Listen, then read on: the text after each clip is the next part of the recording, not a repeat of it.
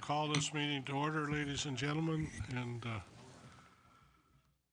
guess I need approval of the agenda or something, don't I, or do I? I've got any disclosures of pecuniary interest? Declare that closed, and we're now going into closed session, so we'll be back shortly. Thank you.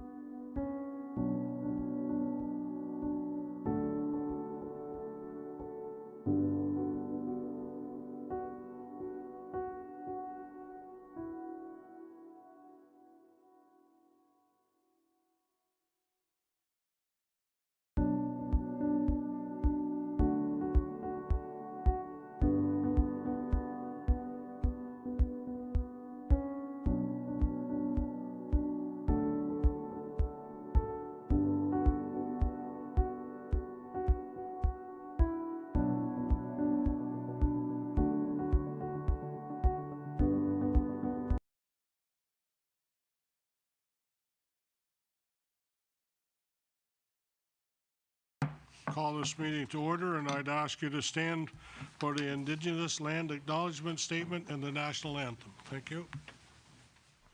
We begin this meeting by acknowledging that Quinte West is on Indigenous land that has been inhabited by Indigenous peoples from the beginning.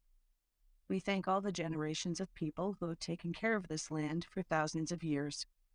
Long before today, there have been Indigenous peoples who have been the stewards of this place. In particular, we acknowledge the traditional territories of the Anishinaabe, Huron-Wendat, Haudenosaunee, and the Mohawks of the Bay of Quinte First Nation. This territory is covered by numerous treaties. We recognize and deeply appreciate their historic connection to this place. We also recognize the contribution of the Métis, Inuit, and other Indigenous peoples have made, both in shaping and strengthening this community in particular, and our province and country as a whole. This acknowledgement serves as recognition of the contributions and historical significance of Indigenous peoples across Turtle Island and demonstrates our collective commitment to meet the promises and address the challenges of the Truth and Reconciliation Commission within our community.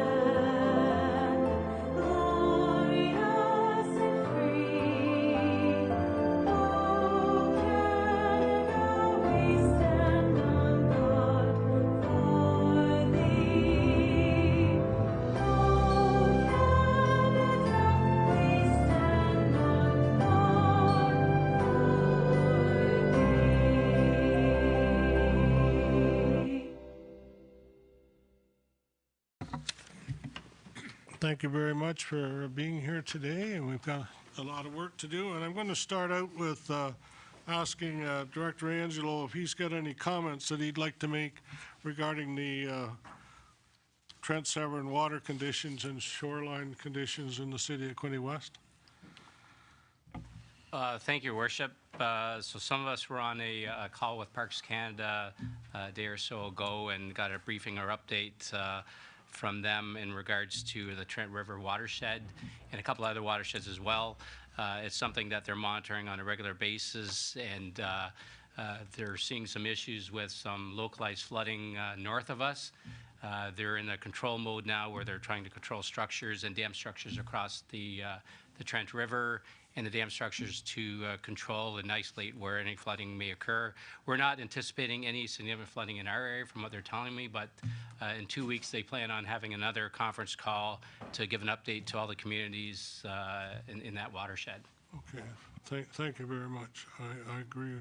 I was on it as well, and yes, your comments are accurate. So I guess we also, at this time, we need to thank Mother Nature, because I'm sure the wells are getting up to where they should be and carry us through the summer. And also want to recognize that Mother Nature is slowing the planting season a bit for farmers. So instead of having a pea crop in the ground at this time, which is one of the first ones we plant, it's going to be much later, but it's still a great crop that is harvested by Reynolds Farms throughout the province of Ontario, and you can still buy peas at the grocery store for the price that they were 10 years ago. So, yes, we farmers work hard to produce a quality product. So, thank you very much. And okay, any disclosures of pecuniary interest today? None. Declare that closed. Thank you.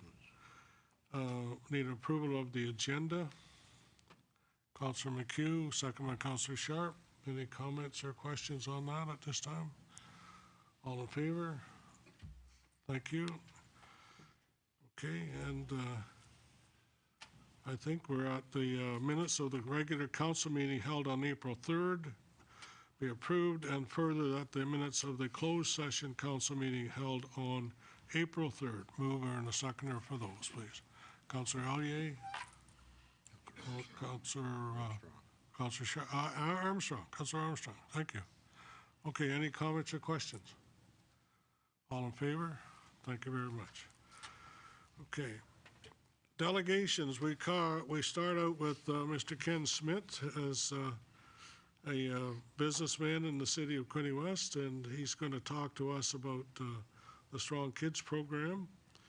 And come on up, sir.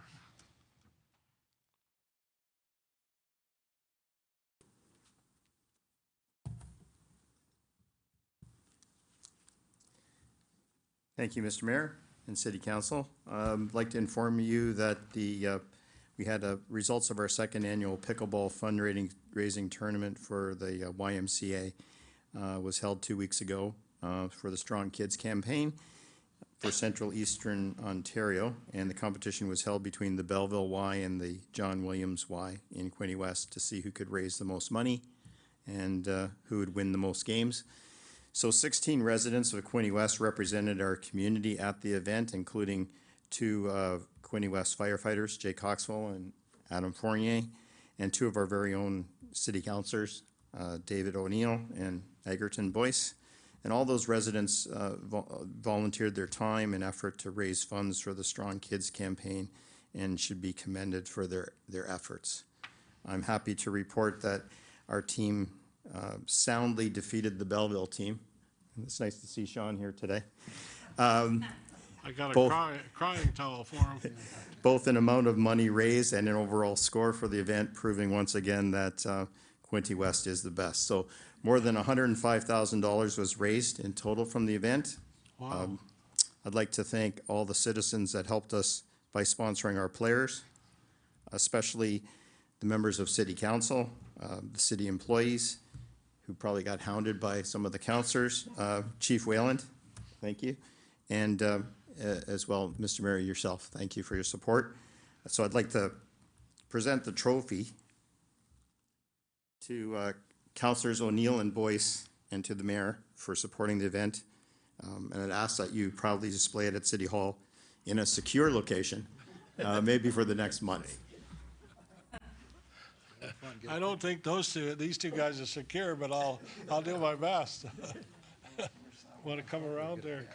Sure.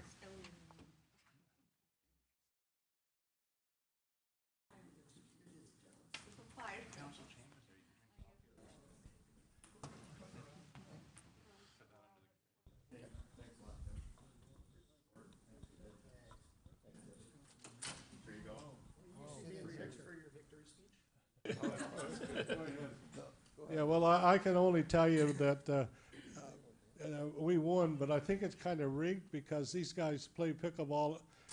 Is it once a day, twice a day, 3 times? I don't know. It's quite often and it's regular. So, you know, practice makes perfect. So because of the work you did, you were victorious. Yeah, great. It's going in your office, Your Worship. Okay, thank you. Thank you.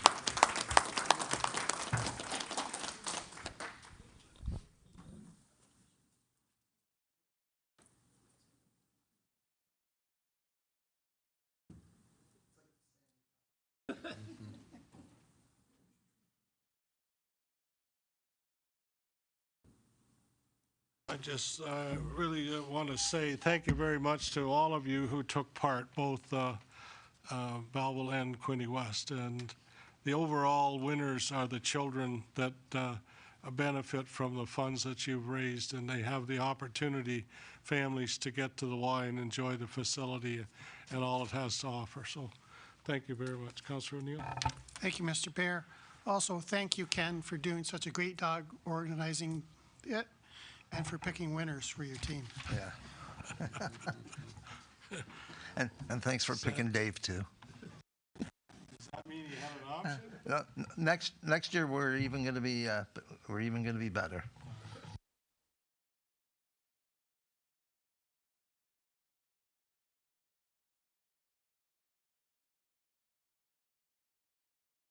What did you raise last year in funds and you topped it this year? Remember? Wasn't it 90-something? Sorry. No, last year as a total, we raised 43,000. Oh, wow. So this year's 105,499 to be exact. Wow. So next year, hopefully even better. Wow. That's, yeah. Yeah, that's fantastic. Fantastic. Wow. Fabulous. You may be able to be rented out to other organizations to help them. Anyways, thank you very much. Next I have Matt, you're on with wastewater services, about the 2023 annual drinking water systems report, and you've got help with you today, so I'll leave it up to you. Thank you, Your Worship, and Council, for having me here today. I'm here with Colette Kingdon. She's our compliance coordinator for the City Water and Wastewater Group. Just generally her responsibilities. She's the one that put the reports together and all the comprehensive annual reports. She audits the data as we go throughout the year and takes the lead in the Ministry of Environment inspections. So she's here today as well.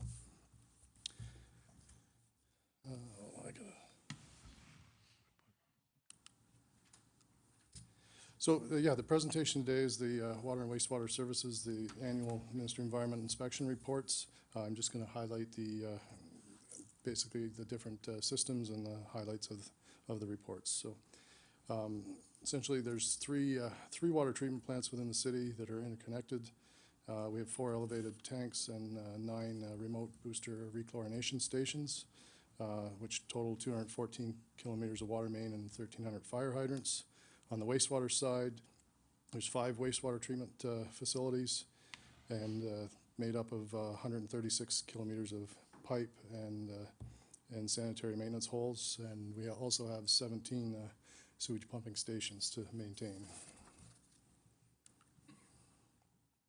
I'm going to start with the Bayside water treatment plant. The annual report is in your package. There was no adverse water quality incident reports in 2023. The Ministry of Environment, Conservation and Park annual compliance inspection got 100% rating. The daily flows, the average daily flow is approximately 31%. The max day flow is about 49%. And one of the main projects we're working on is the enhanced coagulation adjustment for reduction in disinfection byproducts. That project will be going out to tender at some point here in the summer.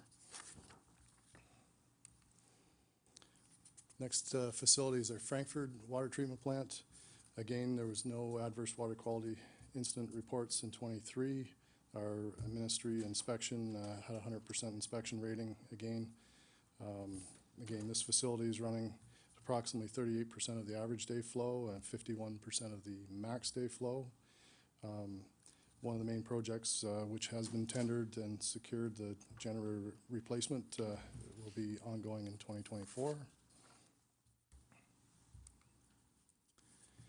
The Trenton Water Treatment Plant, which is our largest facility, capacity-wise, had 1 adverse water quality incident report, which you would remember that was associated with reporting a loss of pressure or low pressure during the main break underneath the Trent River.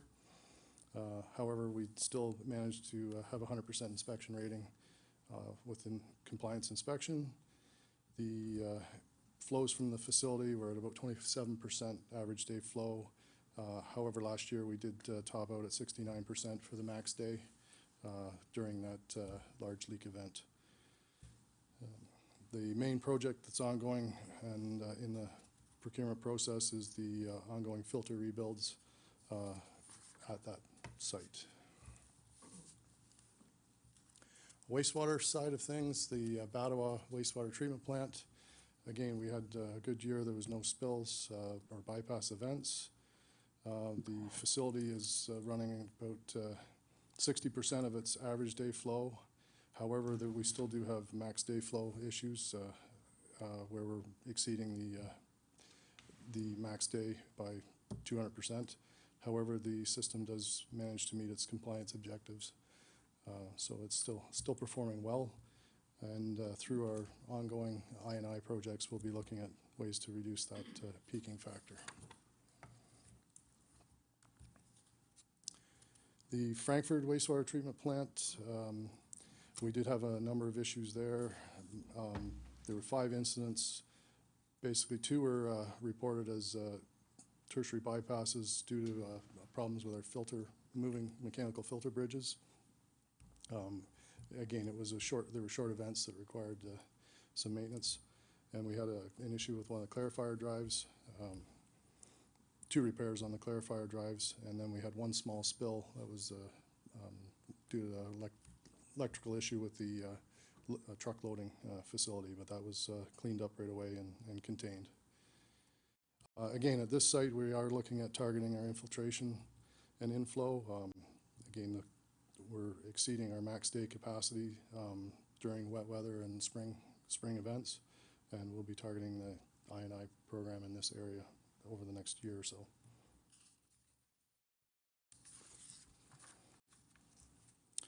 Stonecrest wastewater treatment plant, again, it's operating very well now. We completed in December the second phase of an upgrade, which improved the performance of the facility considerably. It's where it should be now.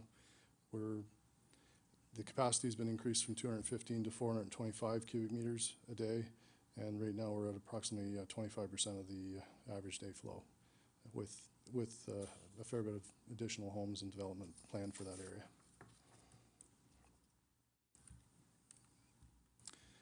The Trenton wastewater treatment plant, that's the largest facility. We had 3 unplanned tertiary bypasses due to wet weather, and we had to report 1 disinfection failure as a result of our programmable logic controller had a failure electrical issue, which got repaired fairly quickly. The capacity at this facility is at the average day flow is about 76%, and the max day is about 186% of the max day flow of the 5-year average is about 73. I do want to note that some of the ongoing efforts, though, I've been here for 15 years, and when we started the environmental assessment, then the facility was running about 83% capacity, and that was triggering us to look at expansion. But I do attribute, again, we've had some change in industry, but I think one of the significant things is the ongoing infrastructure work that has been put in the ground, replacing sewer infrastructure. We've had a small decline in capacity, which is helping us defer some capital works.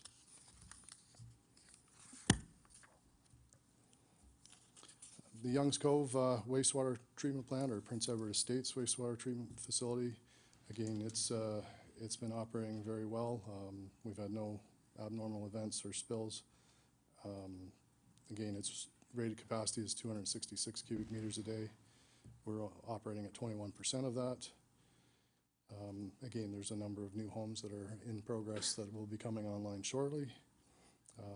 And I do want to note that we have the developer finished the construction, and as of January, we've assumed the wastewater treatment facility and own it at this point. The sanitary collection system, so this is new. We were one of the first municipalities to get a consolidated linear infrastructure ECA for all the piping and all the underground collection system works. So as part of that, that's where we That includes all our pumping stations and lift stations and so on. With that ECA, though, it allows us to approve new development without having to, the developers having to submit it to the Minister of Environment. And that process was implemented as well. I can note that we had 9 alterations to our system, which meaning that 9 new developments were approved. We had no collection or overflow spills. And again, in the bigger picture with all the facilities, sites, we're looking at maintaining inflow and infiltration issues. Okay. That was, yeah, sorry, that was a quick Question. overview of the sites, and through your worship, I just want to thank, I'm here to give the presentation, but I got to thank all the staff in the department and the supervisors that they're the ones that keep things running and do the brunt of the work. So would you say that our systems exceed the ministry requirements? Through your worship, we meet the ministry all the We ministry meet them and requirements. exceed them, In right? some cases, we probably do better than. Right, Do better. that's good. That's what I like to hear. And I know Colette's done a great job for us for a number of years, and I appreciate that as well. So, questions? Anyone questions? Councillor Boyce. Thank you, Your Worship. Through you to Matt. When we talk about bypass discharges or tertiary bypass discharges, is it and people think, oh my goodness, we're discharging raw sewage, and is there, before it's discharged, is there a preliminary treatment that's given to it? Like a lot of people don't realize that. Yeah, that's a good point through your worship to Councillor Boyce. Yeah, when I reference a tertiary bypass, the wastewater facilities here in Frankfurt and Trenton have sand filters that polish the effluent to meet the RAP requirements and the phosphorus removal requirements. And as such, when we bypass tertiary, that means we're bypassing those filters only. The full, like the primary treatment, secondary treatment, the biological treatment is still taking place. It just, there's a partial bypass usually where the filters can't handle it in peak conditions. Thank you. Okay. Councillor Card. Thank you, Your Worship. And through you, I just wanted to ask Matt, you mentioned some of the systems driving over capacity. I guess how long can they function in that state over capacity, and what, if any, are the short-term or long-term consequences of that state? Through your worship, facilities are designed for two different flows. Essentially, they're designed for an average day flow rating. We report on that, and then there's a max day or peak.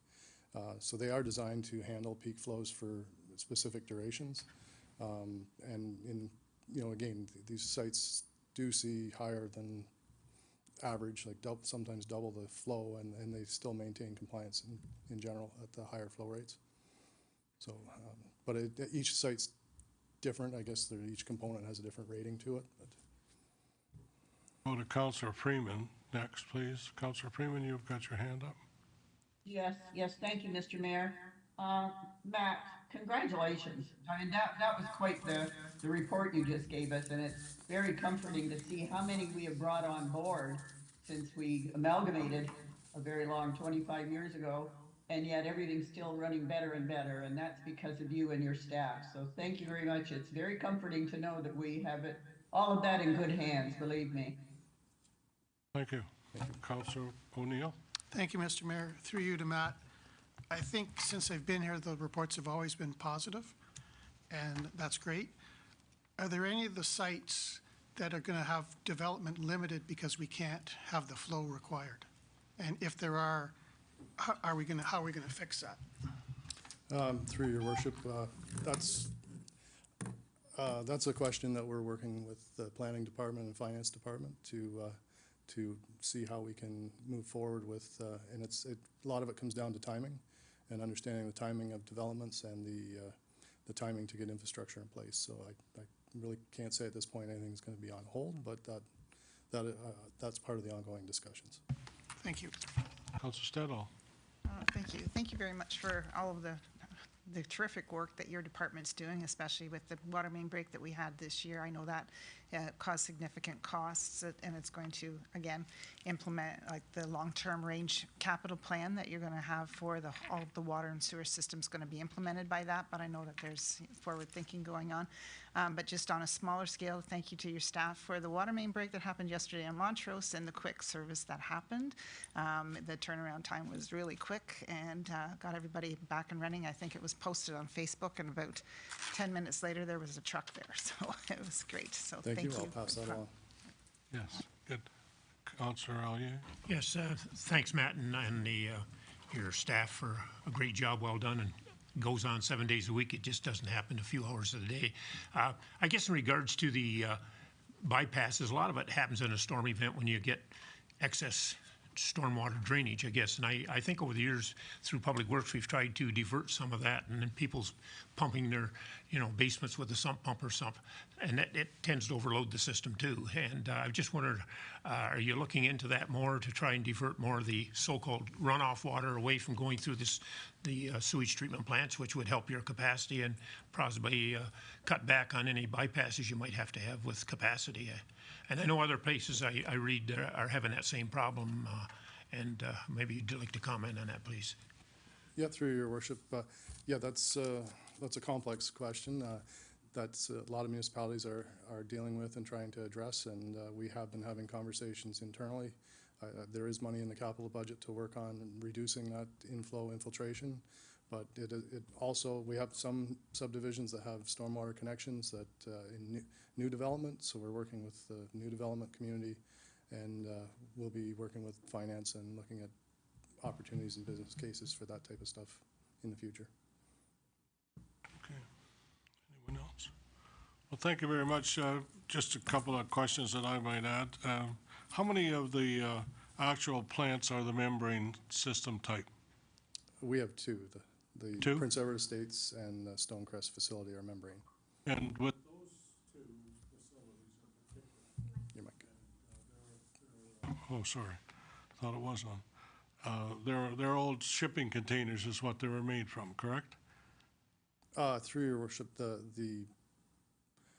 depending on the company that's designing them, they will build them in shipping containers. However, we've, through our process of approvals, we had them put into actual buildings, so it's making maintenance. I know, and but so you on. start out with the shipping containers, what you start out with. We designed it accordingly, so that is an option for some installations, but that wasn't. Many fixed. years ago, I remember the first one that came here came from, I think, Brampton. I get the two places, Brampton or Brantford, and it went to Kempville. Was shipped from there to Kempville, unloaded in Kempville. I was there the day it was, and those particular containers are so rigid and so strong that through the shipping process, there wasn't one thing that needed to be repaired in that system. And with that membrane system, you have so much in there to start with, so many membranes, and you can handle, say, 30 or 40 houses, and then if you want to expand, you add more membranes to it, and you can expand the system, correct? Through your worship, yeah, these type of systems can be modular and expand in that fashion. That's similar to what we've done at both sites. They've added more membrane capacity.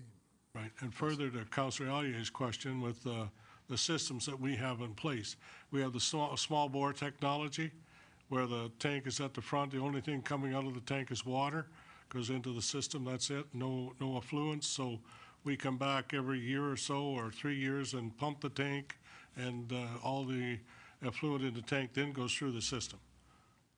Correct, we do have the one system is set up that way. How many do we have like that? Just the one?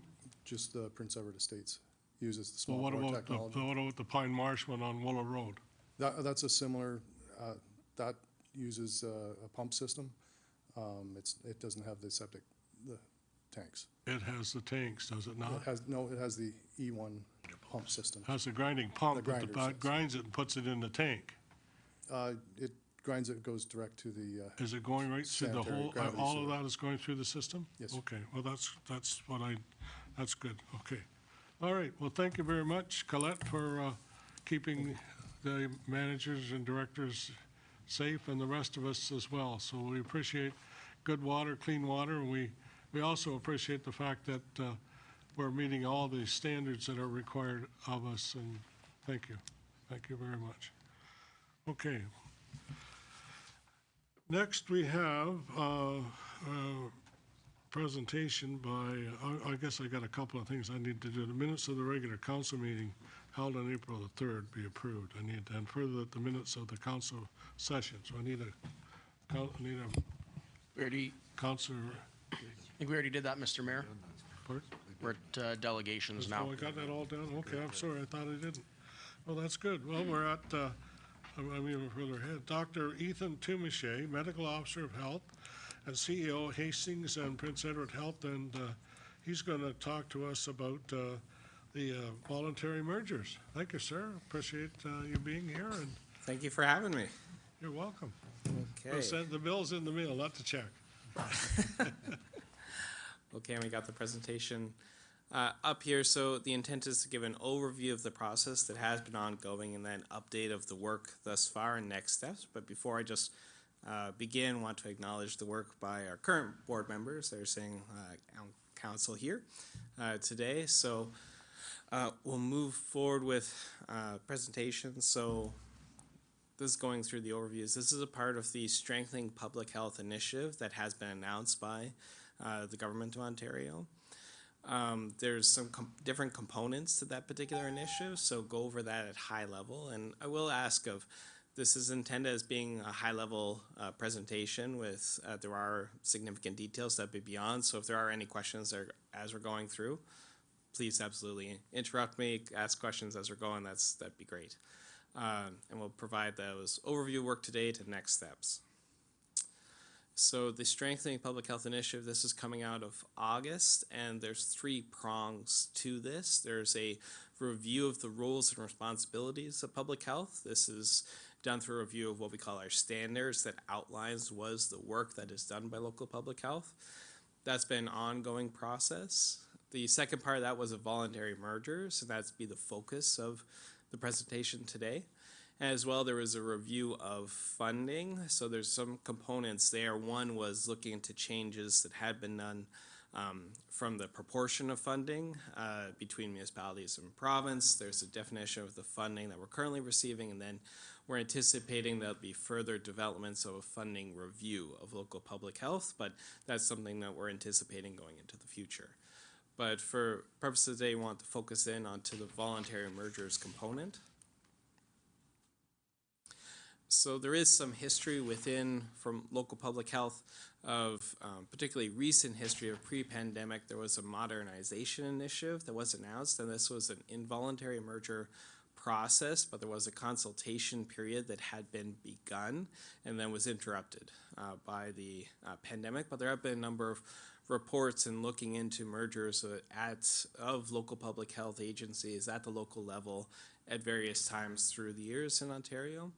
Within this latest initiative that was put forward, the Strengthening Public Health, there were particular outcomes, particularly grabbing those learnings. I can't say, I don't want to speak on behalf of the province, but learnings that we've had coming through the pandemic and some other of these issues that we're facing within our community. So a focus on increasing that critical mass capacity to respond to surges, to respond to the increasing needs that we see in our community, and then trying to meet that optimized performance. As well, looking at skilled personnel so that all local public health agencies have the skilled personnel and competencies, as well as having redundancy and capacity in those.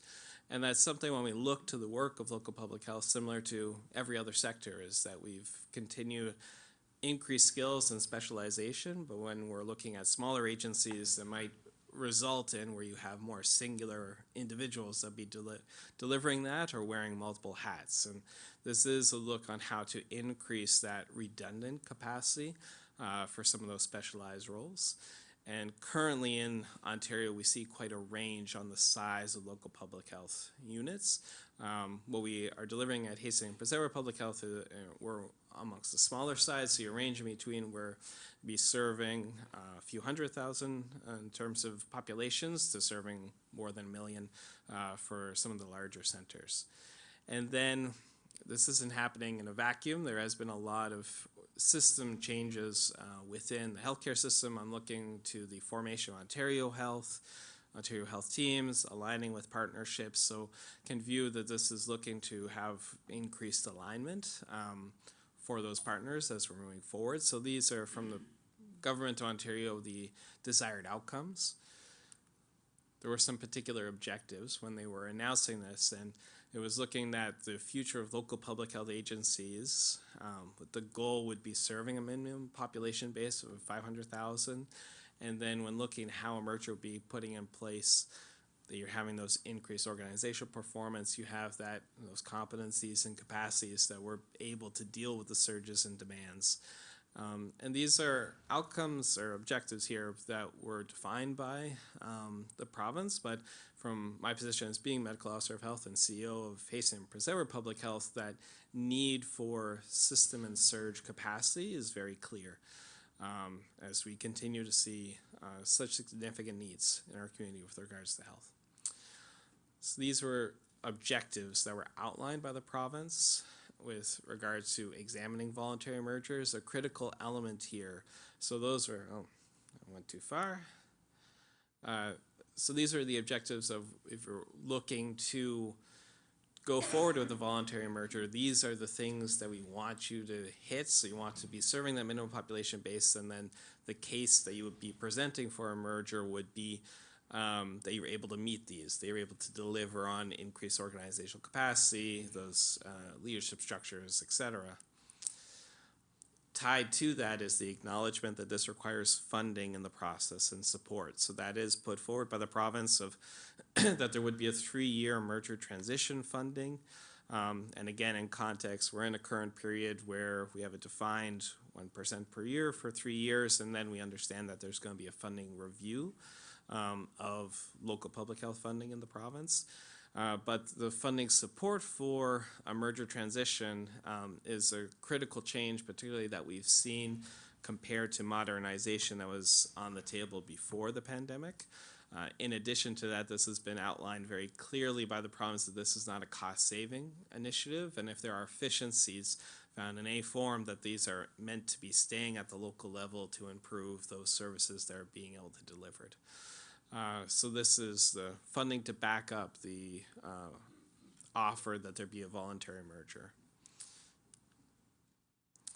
So that sets the groundwork of what was on offer, and can go over it in detail, but there has been a significant engagement with, I'd say, all of local public health, but particularly in Eastern Ontario. We've been working closely with the partners.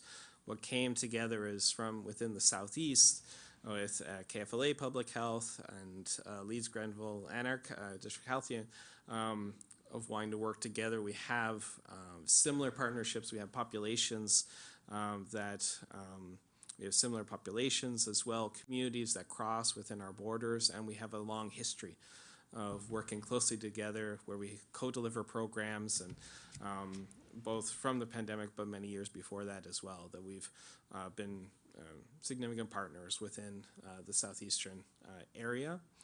So as a part of that exploration, there were committees that were formed for exploring this merger, coming together in a tri-board structure that was looking at the feasibility of a proposed merger with representation from our board members.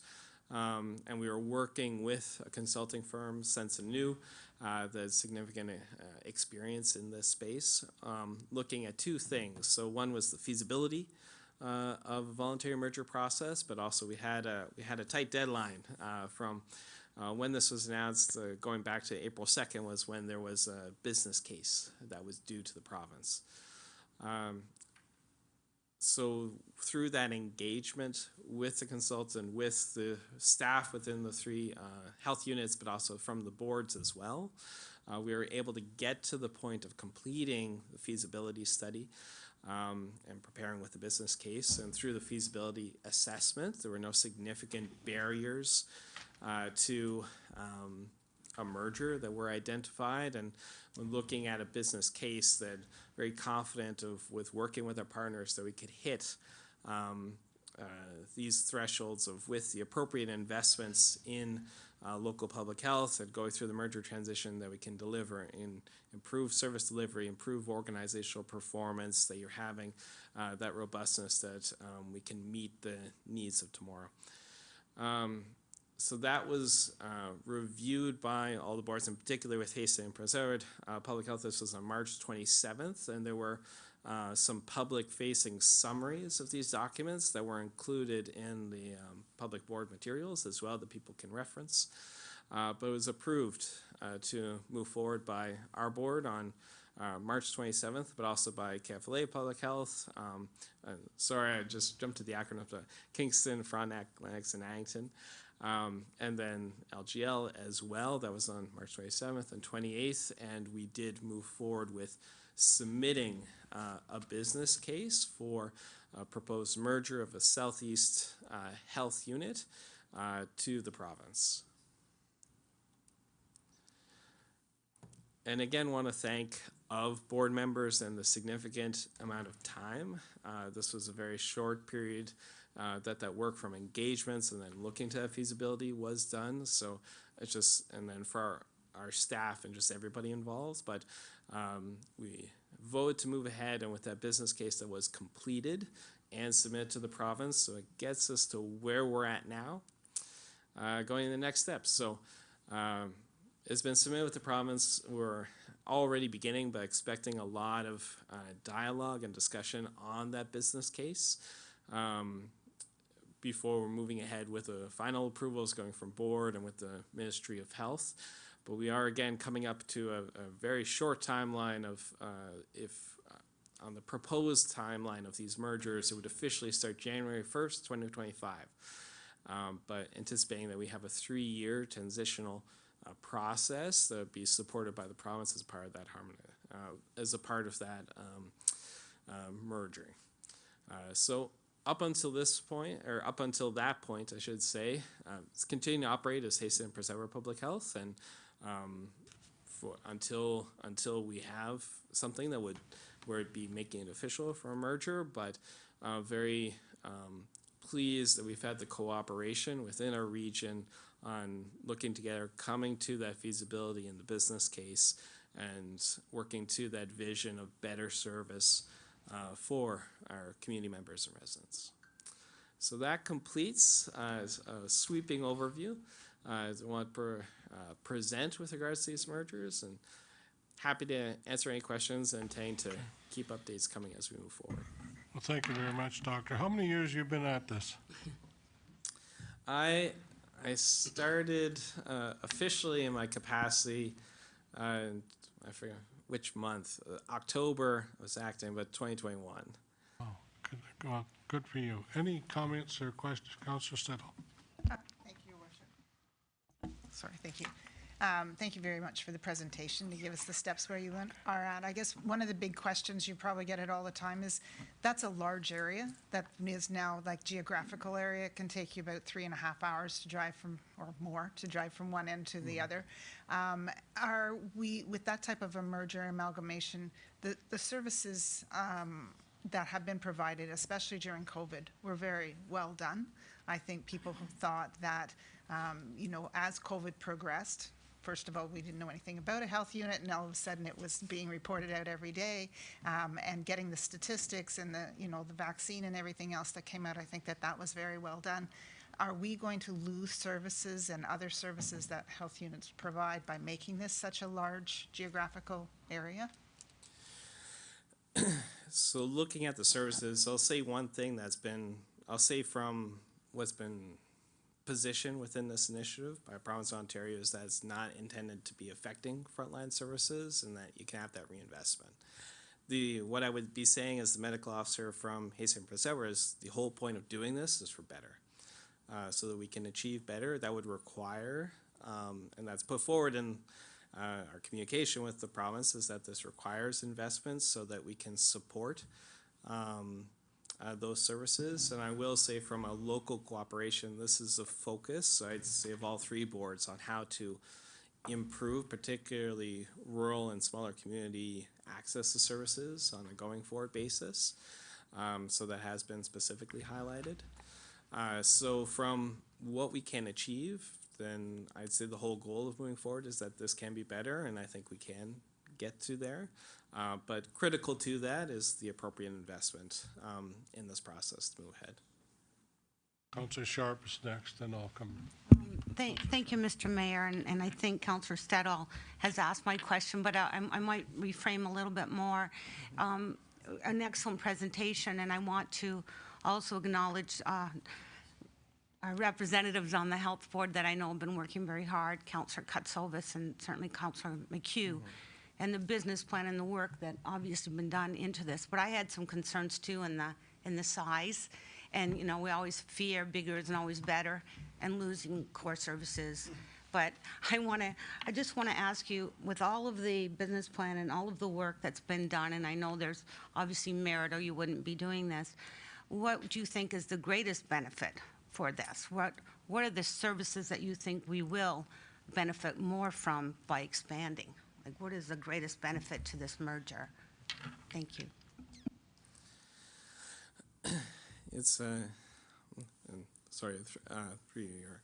I think for the greatest benefit, when we look to, there's an immediate side and then what we can develop going forward. But as we're operating currently, for the size of the health units, that I'd say from our skill sets and when we're deliver,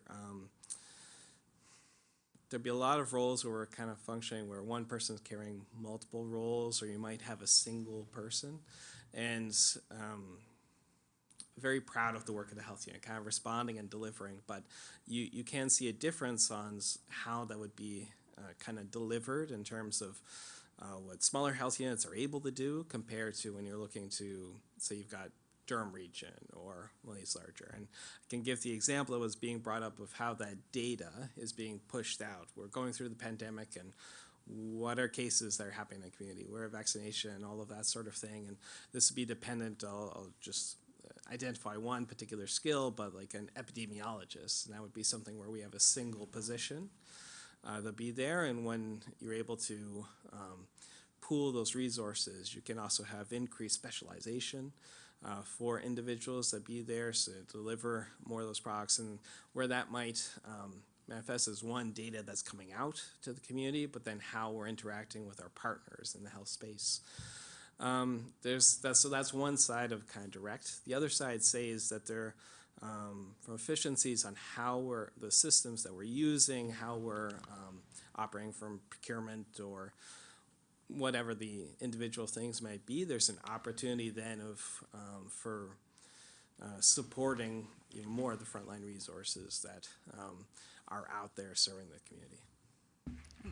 Thank you very much. Thank you. Councillor Neal. Thank you, Mr. Mayor. Thank you, Mr. Mayor. Thanks for your presentation. My one question is, with the merger, is there a target date when the merger will be approved? Because my concern is, one, you're probably holding off on hiring till you know the merger is approved. And I'm looking at our official plan that was submitted to the province probably a couple years ago. And have they committed that they're going to approve when they're going to approve this? So we don't have a specific date on the approvals.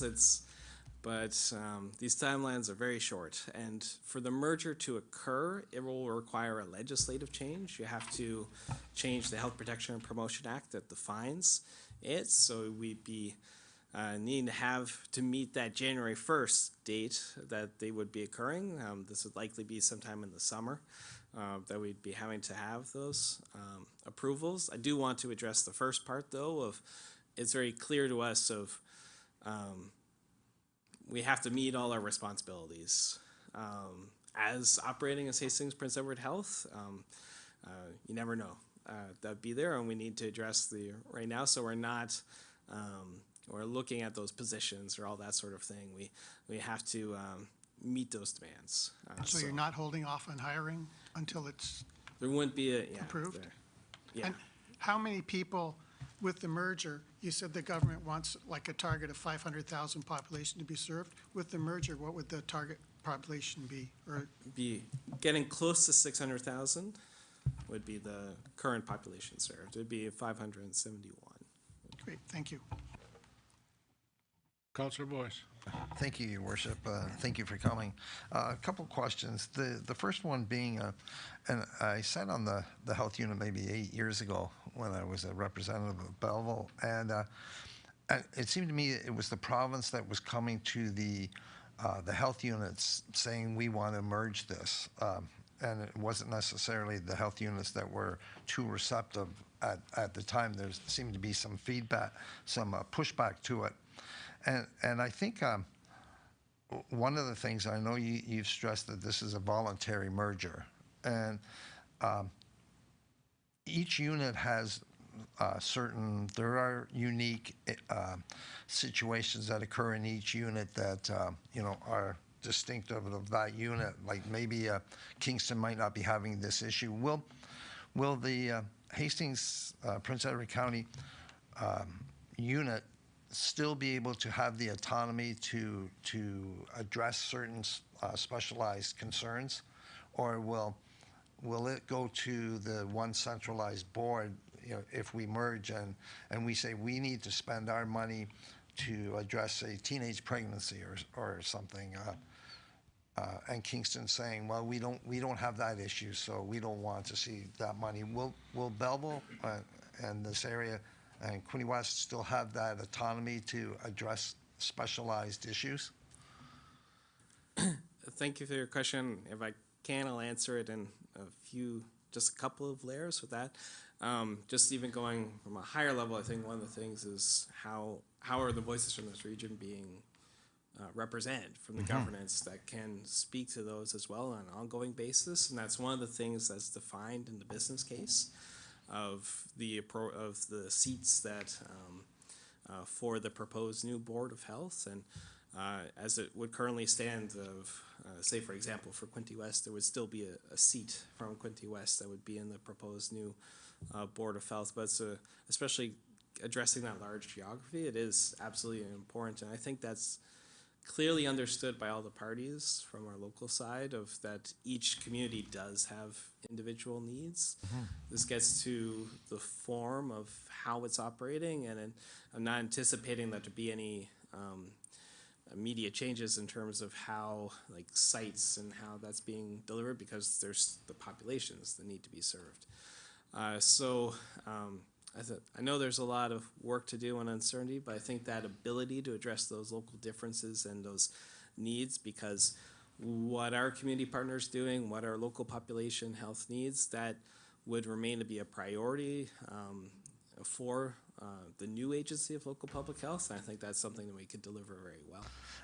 And finally, if you say again that it's a voluntary and it's not being necessarily pushed by the province, but if the three individual units say decide that a merger is not in the best for any of us, will the province I don't want to say retaliate, but what will the funding formula be? Like, I mean, you say it's not to save money necessarily, but I mean, if we decide to be independent, the Hastings Prince Edward group decides and Lennox and Kingston decides to be independent, will the funding formula be affected? So, I'll jump to in particular, even going through the merger process, what kind of communicated to that is that the funding that is being given to ACM Prince Edward Public Health wouldn't change, like those base budgets. So even when we're speaking of offering to support the merger, that would be in addition to the funding that is currently going into local public health service. I don't think I can say in terms of what would be a provincial response to any of these. And when we look across the province, there have been health units that have said no to this, that have looked at. I think particularly with this opportunity, looking at very seriously, and boards that have decided to not go in this direction. But I don't anticipate that there would be any impact to their direct budgets. A part of this initiative is looking to that funding formula from local public health overall. And I don't have the information to say what that review would look like, but I think that's something that we'll be finding more information about. But going back to what we're seeing here, what we'd be expecting is that the current budgets that are being supported by the province and the current funding formula between the municipal and provincial would be staying the same, and then there's support on offer for that additional work associated with the merger. Thank you. Okay, I'll take one more question, I'm going to move on. Councillor Kosovas? Thank you. Just to add a little bit of context to all the comments being made, and Dr. Tumashe can jump in if you'd like. The whole idea with the correspondence we received as a board from the province was that any volunteer merger would particularly get preferential, not preferential is the wrong word, but perhaps more funding in the future than those that didn't merge. So that we thought that was a bonus in our region. Secondly, the reason we decided to discuss this merger as a board was the province's initial correspondence was that we would align with Durham, which doesn't do essentially what we wanted as a health unit, our vision. And the other proposal was to actually group us with 5 health units total. So we decided to take matters into our own hands. We aligned with the other 2 health units that best suited our vision at Hastings, Prince Edward, and that's kind of to answer your questions. That's why we ended up with the 3. We're hoping for better funding and to better align with the services. Councillor Reid, you have a question? Councillor Reid? Thank you very much for your presentation. It's just a question. I'm concerned. So if we were to go ahead with a merger, is it going to be more difficult for the people in any area to access what they need from the health units? Because now it's a larger public health unit. It's involving 3 areas. Is that going to affect the accessibility that people have to get a service from their health unit? I don't anticipate, thank you for the question, I don't anticipate that would make it, that there'd be a decrease in service. Again, the purpose of moving ahead is that this can achieve better services. If you're finding efficiencies through that process, it's staying at the local level and then being reinvested depending on the needs. So the purpose of this is to be delivering better service, and that's what I'd be expecting. Okay, thank you very much, Doctor. I appreciate the information, and I'm sure you will continue to work like you have regularly and consistently and deal with the issues as they come up in every area. So thank you. Thank you very much for having me. Keep it up. Thank you. Okay, Doug Stevenson, Executive Director of Bay of Quinte Regional Marketing Board, is going to bring us an update.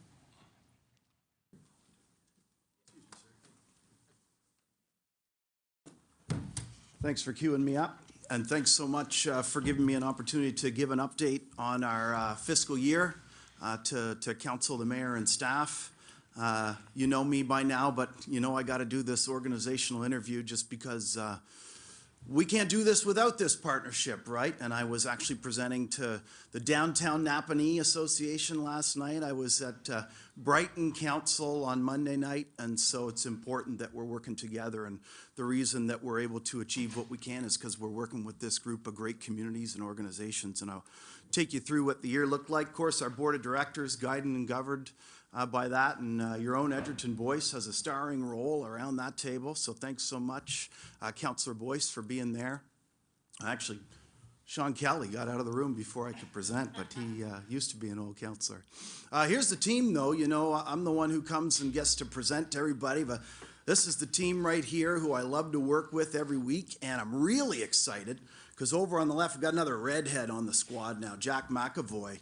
But more importantly, we've expanded. We were able to access some RED funding from OMAFRA, $149,988, and that allowed us to scale up. Because you know what? You folks are making us busy. You're bringing in all of this MAT tax. It's increasing our budget, and it's increasing our responsibilities, and you're making us busy. So we've been really fortunate to bring an additional person on to support us. But I can't talk about my team without talking about your team. And, you know, Linda and Jennifer are sitting behind me. There's probably not a week that goes by where we're not working out something together. Your event squad as well, same thing. I know Trevor's working closely with them for the soccer championships. Liz Edwards as well, now that we're doing work in Quinte. And of course, Jacqueline makes sure everything rolls smoothly. So thanks so much to everything your team puts in, because that allows us to do the work we do. Let's talk about funding. So this year, based on what we expect to bring in through municipal accommodation tax, we're going to be looking to about $1.1 million in funding. So yourselves, as you know, you're coming in per capita, $1.55 per capita.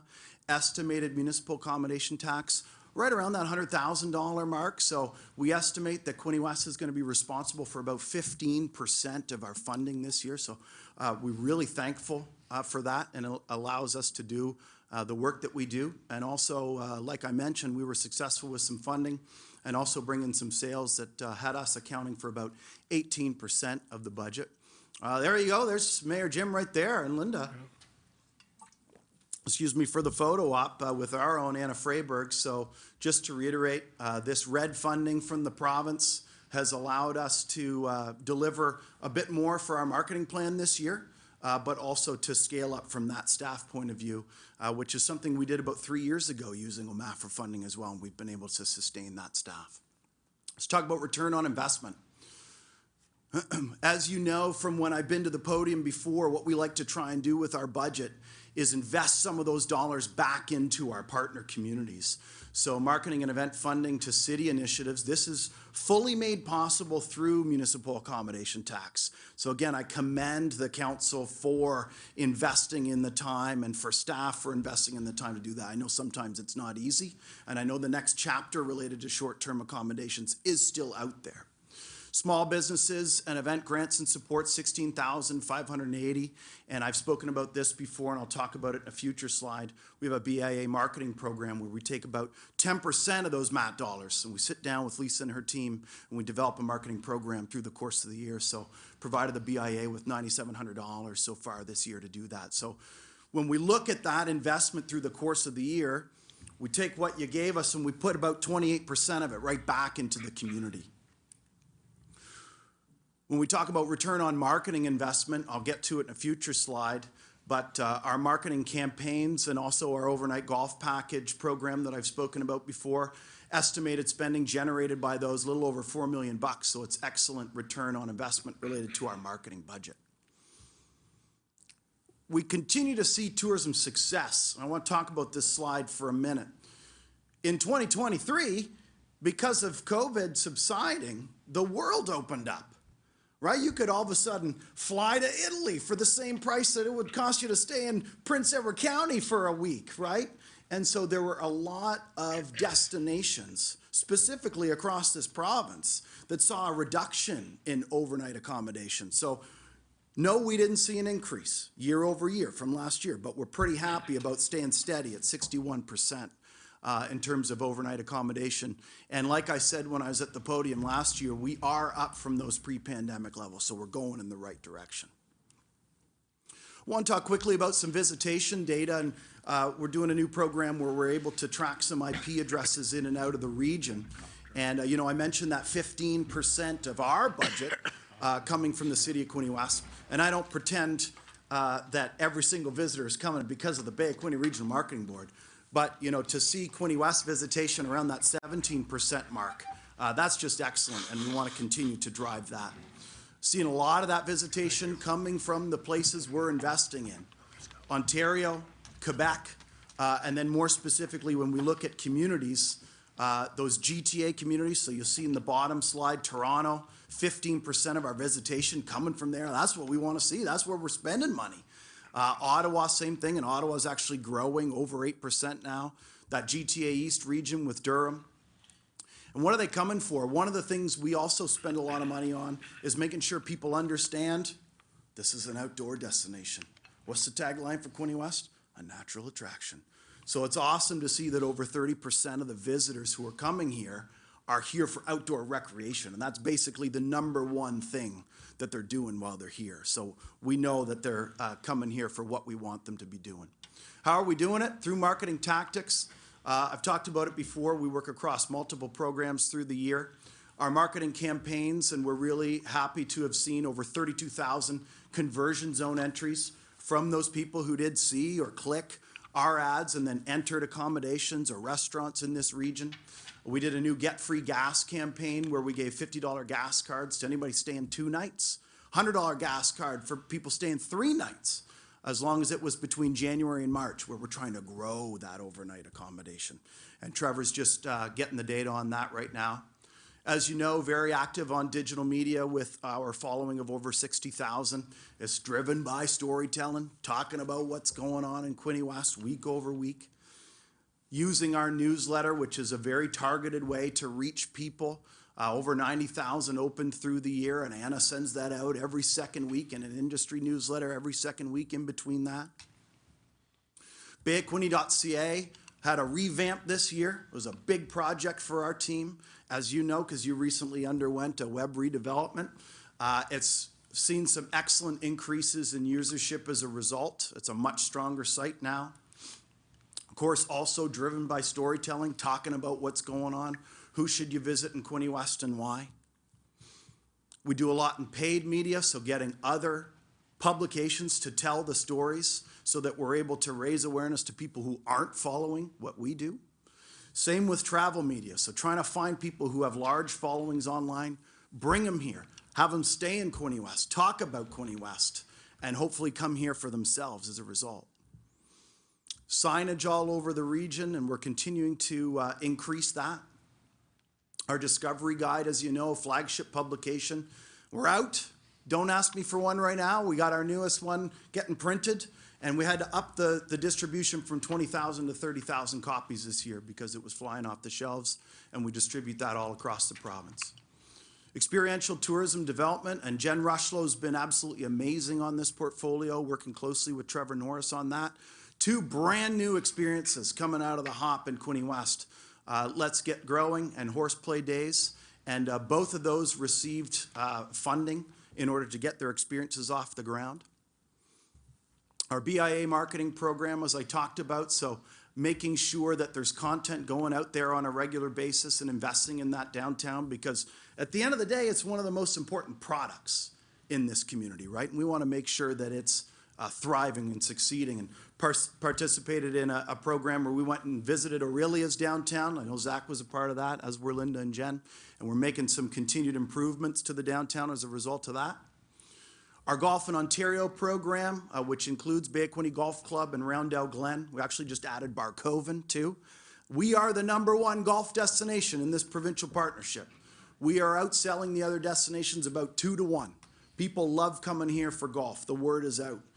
No wonder. We got 14 courses in this region, so it's worth about $650,000 in estimated spending for a $15,000 investment that we make in that program. Great return. And then very quickly, because I can see I got 36 seconds here, you asked us to take over work in Quinte, and we were up for the challenge.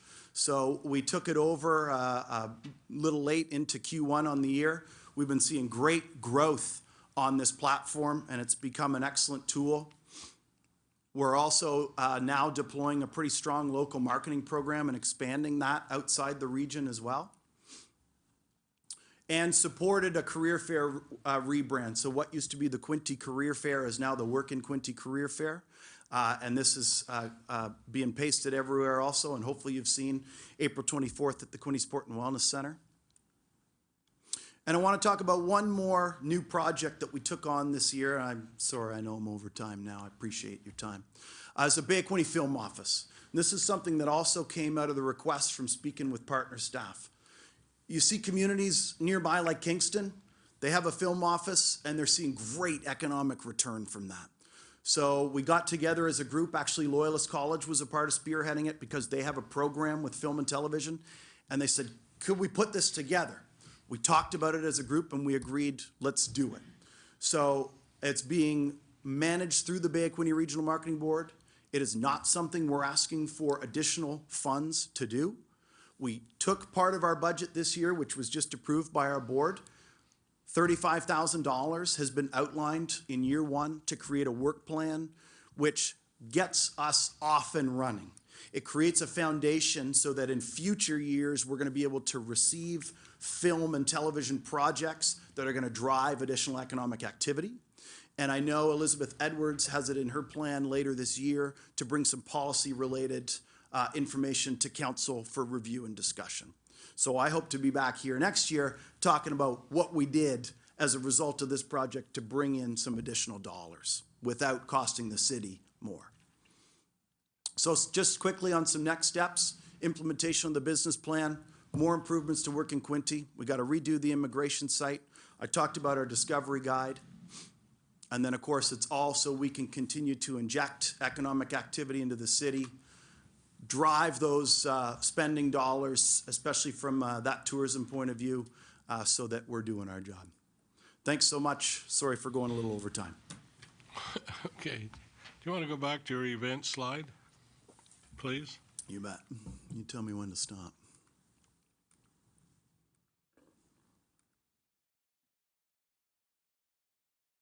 Which one was it, Jim? Okay. That's good. Yeah? Where? Well, any comments or questions from anybody? Councilor Sharp.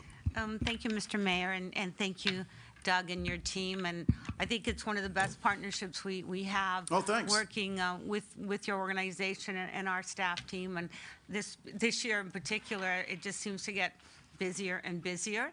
And I really look forward to always getting that discovery guide. Oh, good. And I know that individuals do.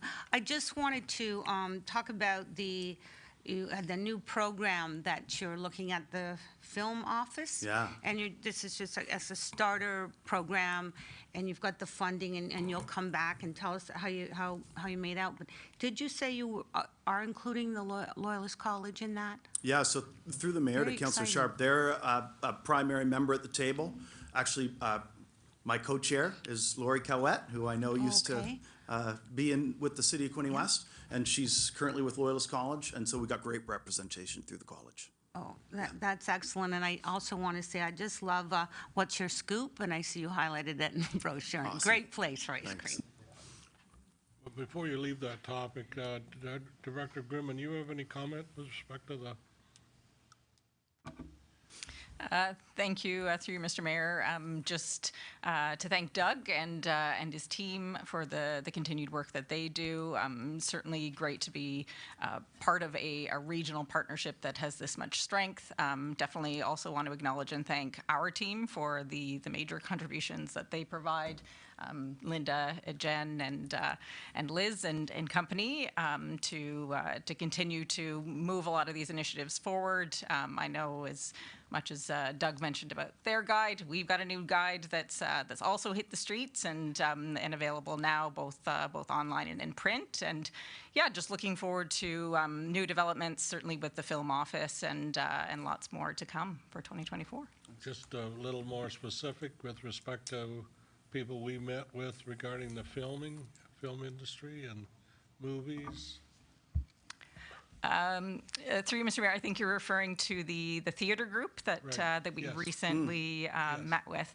Yes, certainly very initial and early developments, but some progress in terms of the development of a new theater company that is looking to establish themselves here in Quinte West. So we are in some ongoing conversations with them to look at establishing them and linking them up with like partners in the community. So more information to come on that in the coming months. Thank you. Thank you very much. And when you were at your events, I thought you would maybe add one in there called pickleball. Oh my gosh. I guess. Otherwise, Councillor Boyce might be upset. Same with Councillor O'Neill, right? I know those guys are. Councillor Card, you had a comment? Thank you, Your Worship. I wanted to also thank Doug and his team for all of their great work for sure. And definitely agree on the short-term accommodations, kind of addressing that at some point in the future, making them kind of pay their fair share. But I really appreciate the experiential tourism work because Quinte West, Quinte region, we will never have the CN Tower, certain large scale. We lack maybe the infrastructure for, certain large scale sporting events or that sort of thing. But there are amazing stories and people and businesses. And I think the experiential tourism is a great way to highlight those and bring people for things they can't do anywhere else, experiences they can't have anywhere else. So I love the focus and the pivot on that. Awesome. Thank you. Councillor O'Neill? Thank you, Mr. Mayor. I'd just like to make a comment. When we had tight budget negotiations, and you stepped up your organization for the Eastern Canada Cup. Their comment was without your support, they wouldn't have been able to have it. Oh, wow. So I was really glad you stepped up to do that. You bet. That's great. That's great. Thank you. Anyone, any other comments or questions? Anyone? Anyone? Okay. Okay, Thanks so well, much. thank you very Appreciate much. Appreciate the update, and keep working with our team. We've got a great team here. I know you do. And if you want to go fast, you go alone. If you want to go far, you go together, right? Thank you. Thanks so much. Thank you. C, second from the top. Yeah. Okay, Alva Strom, Children's Games Coordinator, Bay of Quinte Relay for Life, and Karen White, Director, Bay of Quinte Relay for Life, will bring us up to date on the relay that's going. And I like your shirt. Thank you very much. We know what it represents, and we know how hard you work to support it. Thank you. Thank you. So good evening, Mayor, councillors, everyone present, and everyone joining us remotely. My name is Alva Strom. I volunteer as the Children's Game Coordinator for the Bay of Quinte Relay for Life. I'm also a participant of HOPE. I was diagnosed with stage 4 lymphoma in 2018. My family, the St. Paul's Catholic School community, and a comprehensive team of healthcare providers in Trenton, Belleville, Kingston, Ottawa, and Napanee all played a critical role in my survival. I am grateful to every one of them, and I would not be here if it wasn't for their dedicated work and commitment to healthcare. I am joined by Karen White. Karen volunteers as the Bay of Quinte Relay for Life Director. She's just new in that job. Yeah. We begin this presentation by thanking you for the opportunity to share this information in relation to the Bay of Quinte Relay for Life. Relay for Life events are held throughout Canada in all communities. They are the Canadian Cancer Society's signature event. Let's start with what the Canadian Cancer Society does. The Canadian Cancer Society offers a nationwide support system for people with cancer, their family, friends, and caregivers. Access to free programs and services that can help manage life with cancer, including a supportive online community, online and phone-based information specialists, and much more. The Canadian Cancer Society 2022 to 2023 Impact Report includes items such as $50.1 million invested into high-impact cancer research and innovation, the championing of 29 policy changes to help prevent cancer and improve lives, $35.8 million to enhance treatment and quality of life. 273,000 people have found support on cancerconnection.ca. There are many more other achievements which you can find in the Canadian Cancer Society website. I will now hand the floor over to Karen, who will speak specifically in regards to the Bay of Quinte Relay for Life. Thank you. Thank you, Alva. Yes, I've been brand new doing this for 20 years. Just go back. How do I go back? There we go. So the Bay of Quinte Relay for Life started out 3 years ago. Prior to COVID, the Cancer Society had 4 Relay for Life events in our area, one in Prince Edward County, one in Belleville, one in Quinte West, and one in Brighton. They had them all on 4 different weekends in the month of June, and being a volunteer, either leading the event or working at the event, June was a blur for me. So when COVID was finished, they amalgamated those 4 events, which meant I only had to be on one committee. And as Alva said, they are across Canada, all on the same day. So I only have to be in one place on one day, and it is on June the 8th, and we are at Trenton High School again this year. When we first came back after COVID, we went back to Loyalist College in Belleville, and then for the last 2 years, the last year we were at Trenton High School, and this year we'll be at Trenton High School again. Last year, our goal was $57,000, and we made $64,000. So, of course, this year our goal is $64,000. Yes. Success breeds success. Last year we had 25 teams, and this year one of our main areas of focus is asking for teams. I would love to see a pickleball team or two out at our event this year. We're looking for team support more than anything right now.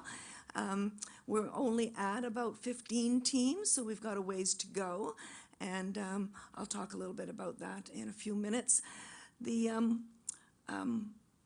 whole idea of the daffodil, of course, is the idea of hope. And if you look at the lower left-hand corner, that lap of hope is what opens our event, Alva being a participant of hope, formerly called survivors, but they're now called participants of hope because, of course, that's what they give us. They give us hope. And on the lower right-hand corner, you can see the luminaries, which is another very moving part of the event. The theme for Relay for Life is move and be moved. So we move around the track and we are moved by our participants of hope and by our luminaries. The picture in the middle is my favorite picture. I've been doing this for 20 years, and that picture is my favorite picture. I took it last year at the event. It is a daughter and mother team. If you look closely, the daughter is wearing a survivor t-shirt and the mother is wearing a caregiver t-shirt. To me, that says it all. It's one of my very favorite pictures. What do I do? This one? There we go. So we couldn't do the Relay for Life without sponsorship. In order to get to that $64,000, we need sponsorship. And if you look closely at that, you'll see an awful lot of sponsorship from the Quinte West area. This is last year's sponsorship, so it will change. It's always fluid, but we do have a lot of local sponsors that support us in our efforts to raise funds. Last year, our goal for sponsorship was $2,500. One of my areas of focus is sponsorship, and we brought in $9,000 last year from sponsors, local sponsors. So, of course, they raised our sponsorship goal to $5,000, and we've already brought in $6,000. So we have huge support from the community. So the Bay of Quinte Relay for Life is happening at Trenton High School on Saturday, June the 8th in 2020, this year 2024. It's from 2 to 11 p.m. It's at the Trenton High School. And I'm just going to be a little bit specific about who we'd like to thank. Mayor Harrison is there every year, walks the track with us, brings greetings from the council and from the citizens. So thank you, Mayor Harrison, for your participation every year. I'd like to mention Colleen Vickers, the staff person in charge of special events. She's coordinating all of the special events that happen around our event, and I just spoke with her today about putting our event up on the digital board, so she's been very helpful. Special mention to Keely Byron and his team from Parks and Public Works. The logistics of putting this together is dependent on Quinte West helping us, and they provide stage and the water buggy and all kinds of things. So the council should be proud of the staff that represents them for us. I'd like to particularly thank the Rotary Club of Trenton and the Trenton Golden Hawks for providing us opportunities to promote our event. The Trenton Boston Pizza. I was just at McKesson's today. They gave me a check for $500 as sponsorship. The County Gate Pharmacy, new to the area, is one of our sponsors, as is Envy Prince. We were just at the John Williams Y on Monday morning promoting our event. They welcomed us with open arms. And Quinte West Fire and Rescue puts a team in under James Schink, I believe his name is. He's a volunteer firefighter. Thank you. He called me the other day to say he has to work on June 8th. However, he has another team captain that's going to represent the firefighters. So now I'm looking at the man beside you. Is there any reason the police aren't putting in a team this year? We'll talk. I'm looking at you. Anyway, teams right now is our area of focus. We really need teams to get to that $64,000 mark. 6,000 in sponsorship. The rest of it has to come from team participation and fundraising through our teams. So if there's anybody here inclined to come to Trenton High School on June 8th, we would really welcome your support. And that's just reminding you to come, to move and be moved. There's the fire department up there. Our second highest fundraising team, the Pink Amigos. My team is called P.S. I Love You. My husband's name was Paul. My brother's name was Steve. So my team is P for Paul, S for Steve, P.S. I Love You. And my team was the top fundraising team last year. So and thank you because I got a donation from Mayor Harrison every year. So please come, move and be moved with us. And we would appreciate your support in any way. You're already supporting us beautifully, but teams is our area of focus. So if anybody would like to put a team in, please make sure you get in touch with us. Thank you, Mayor Harrison. Thank you very much, and I think we should put a team in. Council team. And I'll start you off, whoever wants to take it with $100. Who's going to lead? take it. You'll take it? Good, thank you very much. There, you got a team captain, and he's got some support, and I'm sure he'll have more. All right, so we got the thank you. pickleball team, we got the OPP team, we Right. got the council team. Hey, Alva, we're doing great. All Well, right. listen, we really appreciate the work you have done and the work you do and the work you will continue to do. Thank And, you know, it's so important. Alva, we really appreciate you being here and demonstrating to us just how our medical teams work and function to help people like you and others. So it's great to see you, and it's great to know that our system is working. We need to support it. Thank you very much. So I'll just quote a very wise man, Quinte West is the best. Yes, thank you. Thank you. Okay, thank you very much. Thank you. Okay. All right, we're now ready for public input. Anyone for public input, please come up, state your name, and thank you. This is all new to me. I've never done this before, so. I'm with Frankfurt Lions, and I just got notified the other day from Councilor Linda Reed that they're gonna have a vote on road tolls. And I said I want to get involved in it right away because that is our biggest fundraiser we have with the Quinte Lions. Basically, what it's about is when we have a road toll, this is the part that goes the vehicle. We don't touch a vehicle, we don't come near a vehicle, we go like this. This is the vest we wear.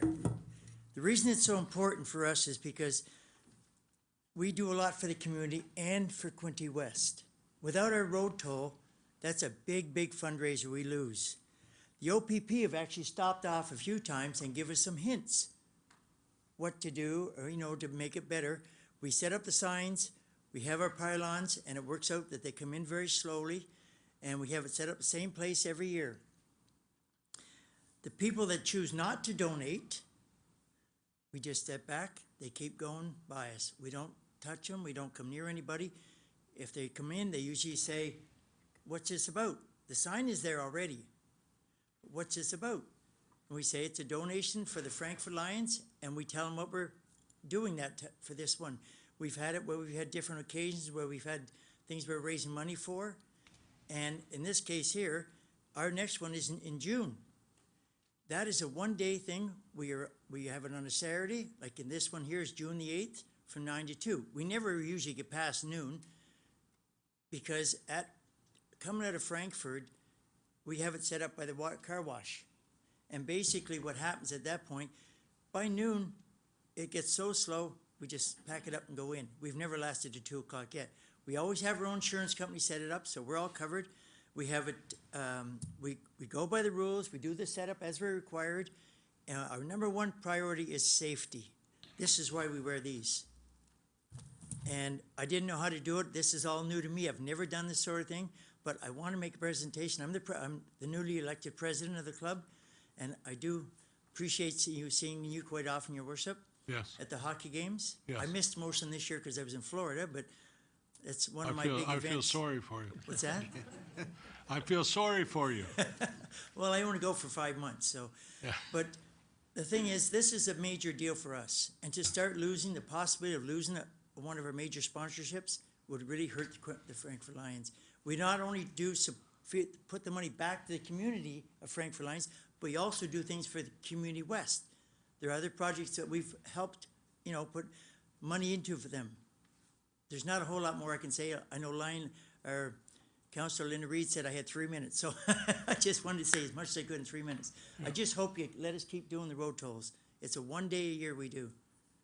Okay, well, we're dealing with it later, but thank you very much, and I do appreciate the work that the Lions Club does, in particular at the Frankfurt Arena with all winter long, looking after everybody and keeping everybody enjoying the hockey and enjoying the socialization and social process. So thank you very much for all you do there, and we'll deal with this later on, okay? Actually, one of the biggest things we do, I wasn't going to mention this, is our Christmas Share program. Yes. We do a massive job of feeding, an average of between 45 and 50 families get fed every year. Yeah. And that's where some of this money comes from also. But I do thank you for the time. Thank you. Thank you. Okay. Any more for public input? Please come up.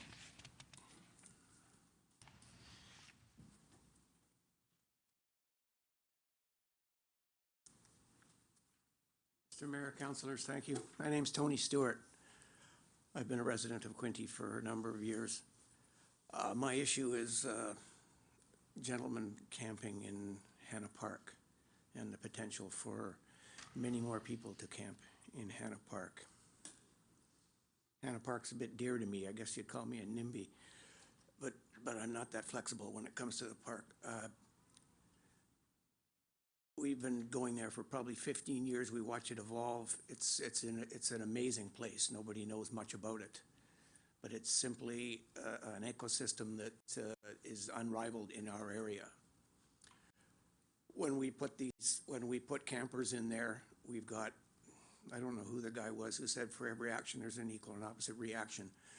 But the action of the forest being and dying and regenerating is the opposite of what's going to happen if we allow open fires and people to camp in the park. So I've seen open pits, open fires, and more recently I've seen there's a gentleman who's been camping there for more than half a year. A nice guy, but I didn't, I spoke with him and he said, I'm only here for a little bit. I got to get some money together and I'm going to move out. So this is 6 months later. The other day I go by and I see a permanent installation with a post hole digger and some frames set up close to this gentleman. Now I need to warn you, I'm a BC boy, and I've seen forest fires, and I've seen how they've happened. And the one big fault with Hanna is that the amount of dead wood that's never cleaned up is a hazard. And if a fire happens, the potential is to burn down the city, not just Hanna Park. And I'm not fear-mongering. I was in Kelowna last year and watched a tree blow up, go across Lake Kelowna into Kelowna Township, 1.5 miles. Now they had wind, it was a lightning strike, so that was nature. But that's the potential. There's trees in Hanna Park that are 100 and some odd feet tall. They're really old, they're dry, and when they go up, they pop and they blow up. I've seen it more than a couple of occasions. In that instance, our fire department would not be able to handle burning pine cones coming into Trenton. There's no water pressure. There's no way to prevent fire from jumping once it burns like that. So my issue is not so much with the homelessness, but with the people having open flames and disregard for the no burn policy. And there's a few people at fault. The city hasn't monitored them. The fire department's got no signage up. The city's got no camera up to monitor who's going in and out of the park. And if it keeps going the way it's going now, there's going to be, it's not an if, it's a when. There's going to be a fire and there's going to be some problems. Okay, thank you very much. I want to clarify with you, we do monitor. We have bylaw people have been out there and checked it. And our fire and police are involved? Yes, they are. And yes, we're concerned with safety, very much so. And we'll do our best to look after things. Yes, we will. That's all I can ask. Thank you very much for your time. Wished I had if I had an answer for all the homeless, I could sell it and yeah. It isn't the homeless, it's open flames. No, I know, but it's the homeless situation It's going to bed at night when you think your fire's out or going away, which is even worse, and the wind kicks up. And that's it. That's all it takes. I know what you're saying. I understand that, yeah. We're only 5 blocks away. Yeah. Thank you. Thank you. Okay, thank you very much. Anyone else for public input? Anyone else? Public input? Okay, thank you very much. Then we'll keep going. I need a mover and a seconder for the resolution in front of me, please. That's what I need. Councillor McHugh, moved by Councillor Katsovas, seconded.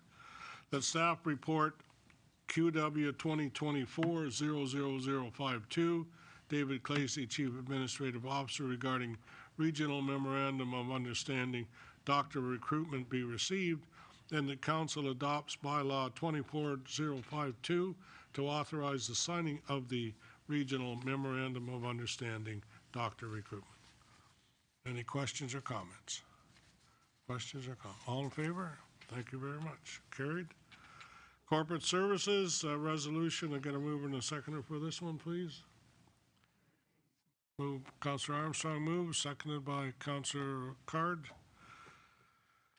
Okay, that staff report QW 2024-00036 by Josh Mashinsky, Manager of Legislative Services, City Clerk, and Christina Edwards Scott, Legislative Services Coordinator, regarding charitable road toll policy review be received. And further, that the council direct staff to rescind the charitable road toll policy in its entirety. And further, that council direct staff to amend the nuisance bylaw 07129 to remove exemption opportunities from the general intent of the bylaw that prohibits soliciting for money on any highway or public place in the city of Quinte West.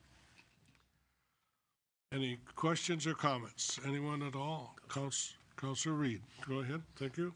Thank you very much. I had contacted the Frankfurt Lions because I wasn't sure that they were still doing the road tolls, and of course they informed me that their road toll was very, very important, as you've just heard from their president, for their the success of their organization. I'm sure that that's the same for all of the ones that do road tolls. There's not a lot of them. And so I understand it, but I also am very, very concerned about the safety as is presented in this report. So I just wondered if there might be something that we could establish as a compromise so that organizations could possibly have their charitable road toll, but doing it in a parking lot where it's out of the way from the main road. That would be just a suggestion. I wondered if we might be able to look at that. Okay, Councillor McHugh. With further to Councillor Reid's comments, I've been associated for years. Station 2 firefighters get permission to use Walmart parking lot, and that's what they do it there. And technically, I guess that is private property.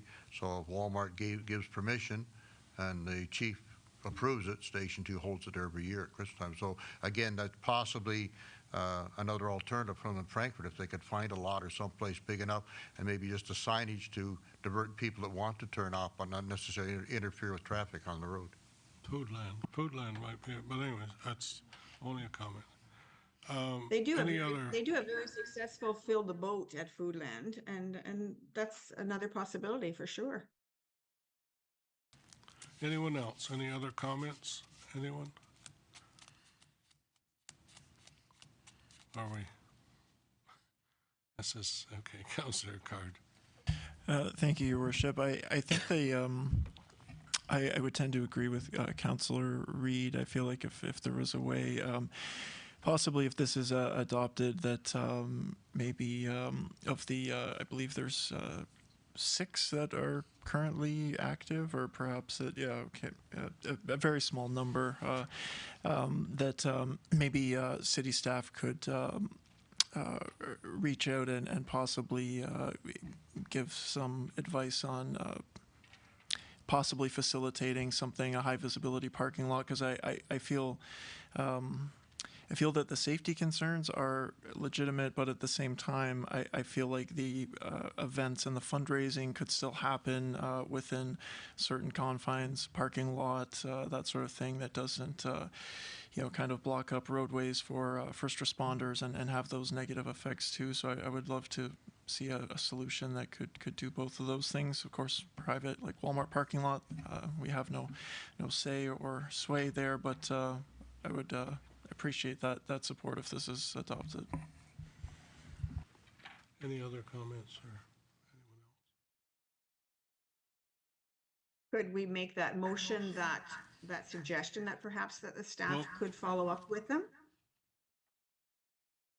Yeah, I guess we got a motion on the floor that we have to deal with first, and then take the next motion that you want to put forward. I think that's what I have to do, isn't it, Mr. Clerk? Can we amend it? Unless Councillor Armstrong or Councillor Card would like to remove the motion on the floor and make a new one, Council will have to vote on this one first. Councilor Armstrong, do you have a comment? Can't hear you. You're fine? I think he said he was fine if we remove it, but I'm not sure. Okay, Councilor Card, Yes, thank you, Your Worship. I'm comfortable with removing it if it can't be amended, but I would just ask that that there be kind of implicit some staff support to the organizations to help facilitate as much as possible the events still taking place in maybe locations that are not the traffic and safety issues that are highlighted in the report. see, the problem, I'm not a road toll guy, but that doesn't mean they don't work. My problem is that we're taking them off our roads because of danger and liability and all the rest. How can we expect another business or organization to take on that when we're not willing to? I guess that's my question. Well, thank you, Your Worship. I think that if it was in a parking lot or some location at excess capacity, of course, on a random Saturday in May, perhaps there's businesses that aren't using their full. I guess the situation that I'm trying to avoid, similarly with Councillor Reid, I would hope that if we enact this, I just wouldn't want to see some of these organizations going through their normal process and kind of being caught off guard, maybe not long enough to make alternative arrangements, and it kind of coming as a surprise and not being aware of this and feeling the rug was pulled out from under them. So I'm just trying to avoid that and give a little bit of support if possible in that way. Thank you, Mr. Mayor. I have two questions, and I just wanted to comment through you, Mr. Mayor, to Mr. McKechnie. How many applications do we have for 2024? Through you to Councillor Sharp, we had one earlier in the year, which we had to deny because we couldn't come to an agreement on location. The Frankfurt Lions Club submitted theirs. I received it late last week. So thank you. So even though our current policy allows for 6, in 2024, we only have one request that we're currently dealing with, which is the Frankfurt Lions Club. I share the concerns about the safety, and a lot of changes happen over time in the staff report. So I feel that I'd like to see us honor the one in June with the Frankfurt Lions Club because of timing. And, they don't have a lot of time. And then I'll maybe look to how we could encourage or help facilitate something in the future off-road or whatever. But I don't think now's the time to say no to the big fundraiser of Frankfurt. But I agree with this report. in terms of things that have changed and the safety around it. And I've done many roll totals myself, and I know many of us here, and I know Councillor Armstrong and others, because mostly with the YMCA Strong Kids. And I did on occasion with my bucket, and luckily it was plastic. And, you know, the wind blows and you're running up to cars, and it was a very busy intersection. We know the one near the fire hall at the time. And so they are great, but there are those concerns, and things are changing. And I was going to suggest to the gentleman from the Lions Club to switch his tin bucket for the plastic ones you get when you shovel. Kids use them, so if you did hit something, you might. McHugh once, and he said, "Fill my boot." Well, there's the boot. That's safer than the tin. You couldn't fill it. There's no way you could fill it. But anyway, those are my comments. Overall, I would be supporting removing the road tolls in the current format, but I do feel we need to honor the Frankfurt one this year. Thank you. Okay. Go ahead. To your worship, just want to make one point of clarification in terms of honouring events for this year. No events have been approved for this year. As I say, there have been 2 received, 1 denied, 1 just received. So I don't believe we would be going against any decision that's already been made in that case. Nothing's been approved for this year. Okay, Councillor Sharp can just use different words, but I know what she's saying. So, and I understand you also, acting CEO, what you're saying. So I get the message. 2 different messages, but we're going the same direction. Yeah, okay. Anyone else? Councillor O'Neill? Thank you, Mr. Mayor. One option I think the Frankfurt Lions Club could consider in the future is when they have the Santa Claus Parade, if they could go through the Santa Claus Parade and try and get donations then they wouldn't have to worry about any moving traffic. It's just another option in the future they could consider. Right, okay. All right, Councillor Reid. I'd like to respond to that one, because the Frankfurt Santa Claus Parade isn't hosted by the Frankfurt Lions. And we do pride ourselves that it is a free event, not for someone to go and solicit funds along the route. So I really like your thought, Councillor O'Neill, but I'm not in favor of that. It's a free day for everybody to come and enjoy the parade. It's put on by Frankfurt Santa Claus Parade Committee, not Frankfurt Lions Club. I think he understood that. He was just suggesting that was a venue that they might use. So anyways. Yeah. All right, all in favor of the motion as stands, or what do you want to do? That's what I need to know. I thought the option was removed and we need a new. Well, Or the motion was removed. I haven't got anything that says defer or remove. But if we still have to do something with the motion. Councillor Boyce. Thank you, Your Worship. Perhaps the mover and seconder could proceed with the motion, save and exempt the Lions Club's one event this year. And so, you know, I understand too, like we're into, you know, almost the end of April, and they're expecting this as a yearly event in June. If we were to proceed with passing the motion, but allow the Lions Club for this year only to proceed with it, that might be an option. Councillor McHugh. I'd just like it clarified. I believe we were told they'd already turned one down prior to the Lions Club coming. So now you've got 2 potentially proposing that both be allowed to go ahead now. How do you give to one and not the other, I guess? And I think the Director Jardine would like to speak to this. Through your worship, yeah, I think there's maybe some difficulty in specifying one individual charitable group for a year, because there are others that have over time, and in fact this year have made requests.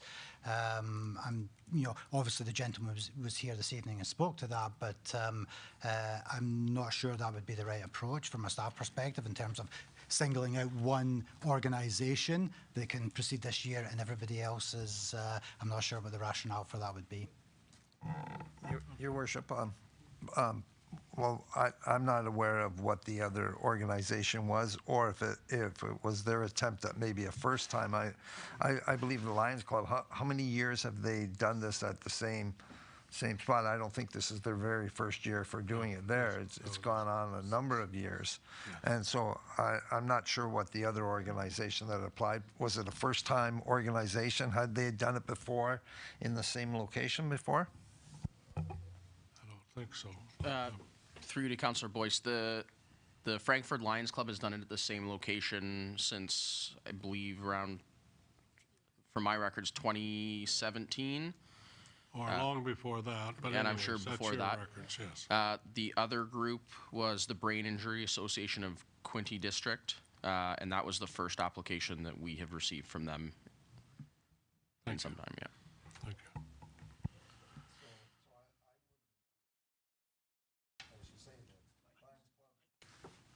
The Lions Club have done it for forever, basically. And where we hear the other organization, this was the first time, that they had done it. Personally, I wouldn't be opposed if the mover and seconder made that motion. I'd support the motion that they be allowed to do it this year, understanding that, and only approved this year because of time constraints, but next year they're going to have to find a private venue to do it. Okay, the mover and the seconder of the motion are who? Or Councillor Card and Councillor Armstrong. Councillor Armstrong. You have to agree.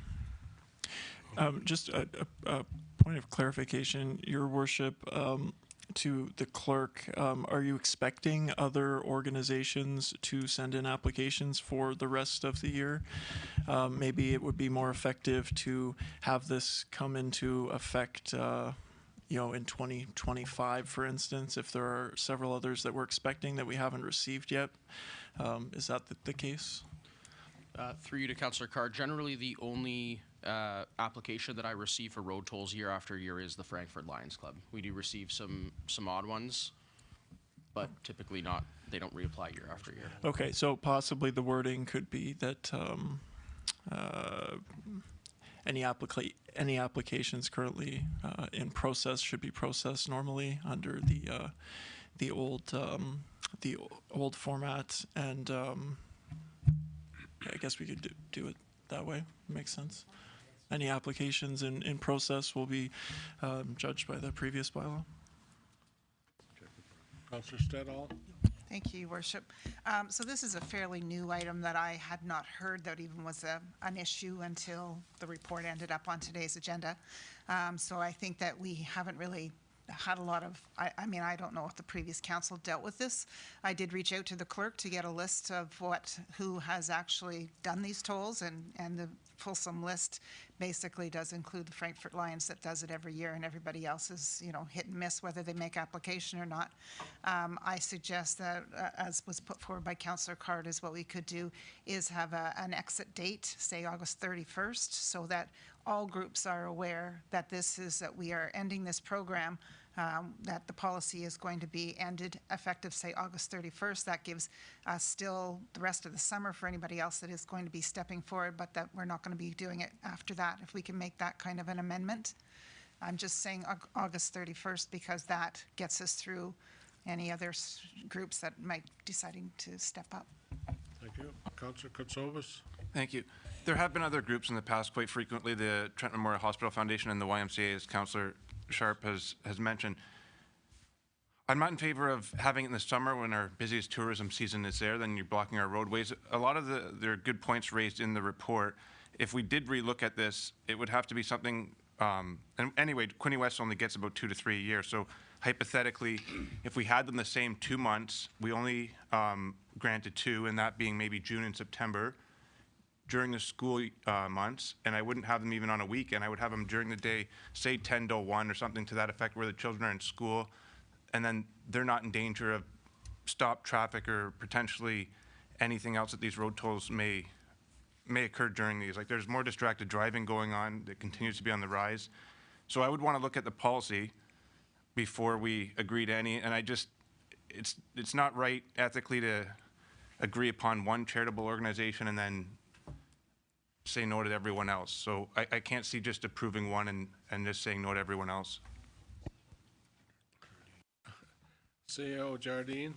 Yeah, thank you, Mr. Worship. I think one of the difficulties here is that the organisations make application, and increasingly through the review, and it gets circulated through all departments, and the review usually results in a negative outcome in terms of the proposed location and timing for the event from emergency services, from OPP, from Public Works. What I want to be careful of here is that council are not alluding to pre-approval for events that staff haven't vetted yet and may not be able to support. That creates some difficulty for us. If council wish to leave the door open and leave it for staff to try and work with the organisations to find a safer location, we could certainly do that while the policy's been developed, or we could develop a new draft policy that brings safety measures in mind and bring that back to council before we approve and start negotiating with any organisations. But I'm a bit concerned with council pre-directing or pre-approving specific events when we don't know all of the details and we haven't received the applications. That very much puts emergency services, OPP and Public Works into a corner on that. But I don't think we're trying to pre-approve. We're trying to be fair. I think that's the concern. So it doesn't mean that we're pre-approving anybody, but we're looking at the Frankfurt Lions at this time, and we're saying, yes, they can have this toll. That's what I'm hearing. So that's all we're approving, but we're also saying that as of the end of August or whatever the date is, we will not approve or even consider any others. So is that what I'm? Okay. Yeah, provide. I'm going to ask Staff Sergeant Dolan, any comments at this time? I'm sure that when we went through this before, we had all kinds of input from the police and fire and so on. So it's not something that's new with me, but anyways, go ahead. Your Worship, certainly no comment on the decision before council, obviously. As Mr. Jardine alluded to, that we do consult on individual applications from a safety perspective, and that's obviously a perspective that I bring. So there's really no such thing as a zero risk type of event on a highway or on a roadway. But there are certain situations where there's reduced risk, and I believe the Inspector Reeve provided some of that information in preparation for the report before council tonight. So we look at it through a safety lens. There is always some degree of risk when you have pedestrians or you have people on foot on a highway where there's mixed traffic with roads. But certainly that information has been captured in the report before council, so I wouldn't have anything new to say on that, other than that we do review any applications with city staff and either make recommendations as to whether that particular location as applied for has too many safety concerns or should seek an alternative. Okay, thank you. Councillor Card. Thank you, Your Worship. I think that what I'm hearing from the CAO is that if the Frankfurt application was to go through the process normally, that there's maybe a possibility that it would not be approved for some of these reasons that have been mentioned in the report. So I think that I am supportive of Councillor Steadall's idea of a date that we cease taking the applications and kind of phase it out. And I would just ask for direction for staff to work with any of the groups that possibly have made applications in the past and say, this form is no longer on the website, what is going on, and to allow any applications in process up to August 31st to go through normally, and hopefully to work with them to get to an approval, even if it isn't in their chosen location. Perhaps that could be kind of the overriding guidance along with the date of August 31st, unless staff has a different preference for date for some reason that I'm not aware of. August 31st seems fair, though. CEO Jardine. Through your worship, I think effectively, if what I'm hearing from council is that you obviously recognise the safety concerns, but your concern is over the organisations that are already kind of on the plate that are asking for events this year. If that's the case, then one suggestion leading on from Councillor Carr's comments is that you could effectively cease to receive any new applications as of today's date, because we do have two in, one from the Frankfurt Lions and one from the other organisation, and direct the staff work with those organisations to find a safe location and work through all of the safety protocols for this year only, and then either moving forward, council can take direction or give us direction to either rescind the bylaw and the policy to move forward. I see Director Johnson wants to comment as well. Okay. Okay. Through you, Mr. Mayor, Council, I want to give a little bit of background to why you're seeing this report right now. So the first application that came in, I forget from who. I don't think that's important. We ran through our emergency services, public works, and all the departments. They all came back with a resounding no, we don't support that spot. We did the work that you're asking us to do to find a different spot for that particular organization, and it was, again, a resounding no from our emergency services that there is no spot on roadways that emergency services would recommend. So that's why that one was, that request was denied. Logically, if we knew that this was going to be the case in perpetuity, we wrote this report saying that, Public Works, our emergency services, they are not in support of any of the locations on our roadways as of now. Things change over time. It might have been safe in the past or safer in the past, but they feel that as things are getting more busy, they don't want to support this. So we wrote this report to rescind all of this because there is no place on our roadways that emergency services will allow. So that's kind of what's before you here. And I just wanted to try and make that as clear as possible, like the logical progression why this is in front of you. It's not because of anything that, we cooked up. It's just that, we're getting no's from our process. I don't think we're suggesting that either, okay? So I gotta know what you want to do. This motion, we need to do something with this motion at this time. We either turn it down or we support the motion, one or the other. That's what we have to do. Or, no, there's no other option that I know unless the mover and seconder want to withdraw the motion and then we start over. But that's... Councilor Stidham. So just to clarify, the option was that we could move to delete or terminate this policy with the exception of the applications that are currently on file and continue to process them. That's what I'm Effective hearing. today. That's what I'm hearing, but what I'm saying is it doesn't make sense to me. Because if we're following the advice of our directors, there isn't any spot in our city where this is going to happen and be acceptable and safe. Sorry, we're saying that though we have applications in the dock and that we process those but the policy is rescinded for any new applications. Is that, sorry, CEO wants to clarify.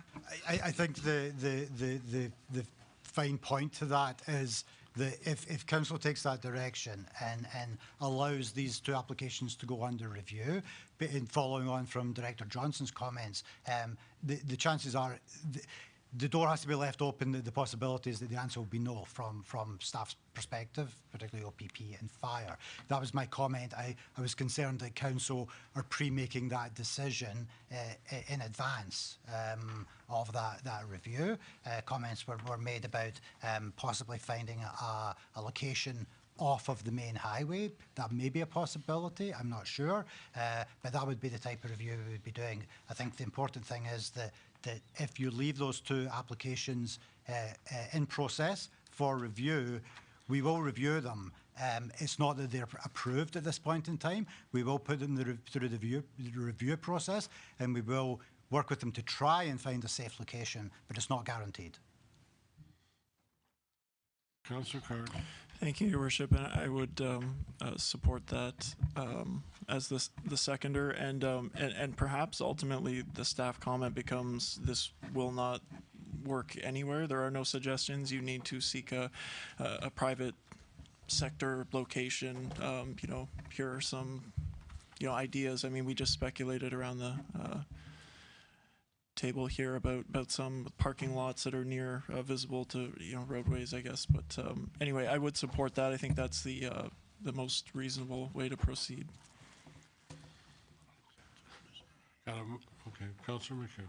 Just point of clarification. So the motion we're going to do is I'm assuming we're going to approve the motion as it's written and then direct staff to work individually with any applications that come forward to try to find them, the current ones and any future ones, to find them a safe place. No future. Oh, no future ones, sorry, with the current ones.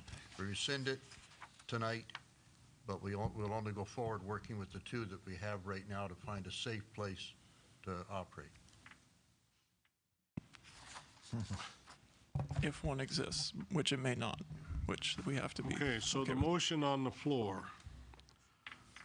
Mr. Clerk, do you want to read the motion on the floor, please, so everybody's clear on what we vote on? We've got to vote on this motion. Yep, so the way I understand the motion, Mr. Mayor, is what's printed on the agenda with the addition that staff be directed to consider the applications that we've already received.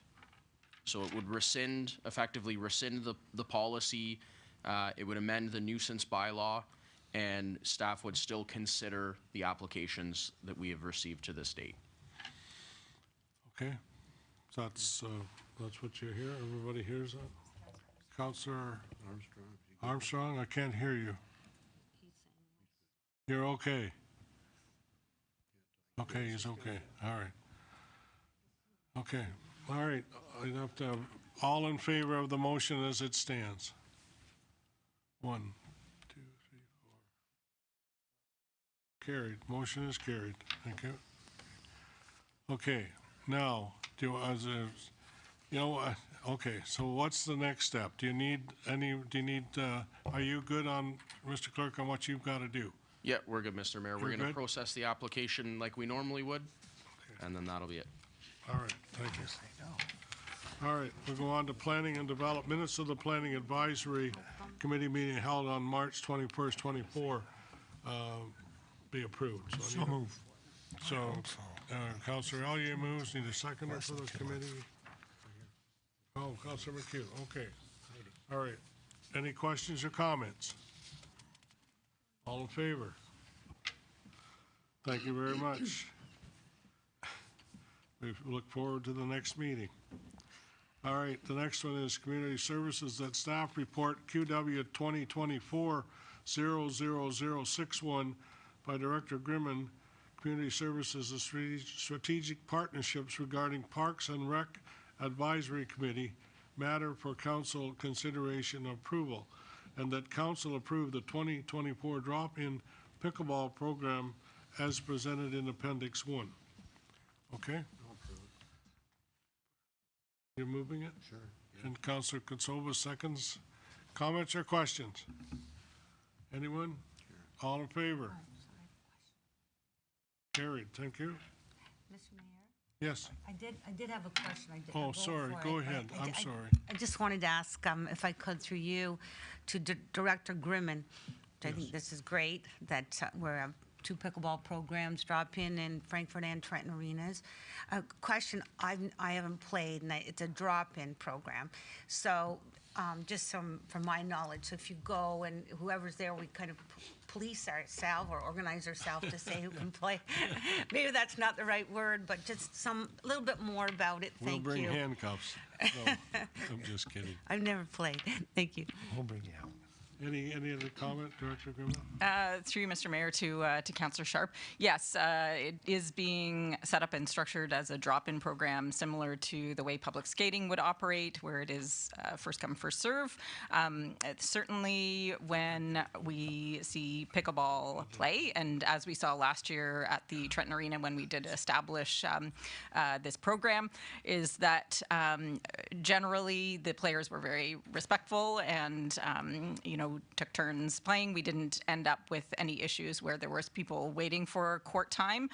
Certainly we'll continue to monitor, and if the numbers do, require us to take another look at the times being provided and look to expand that to provide more capacity, certainly we will continue to monitor and make any adjustments necessary. We also work with Pickleball Canada, Pickleball Ontario with rules of etiquette for the game that we can post as well for players to be aware of when they are partaking in the drop-in programming.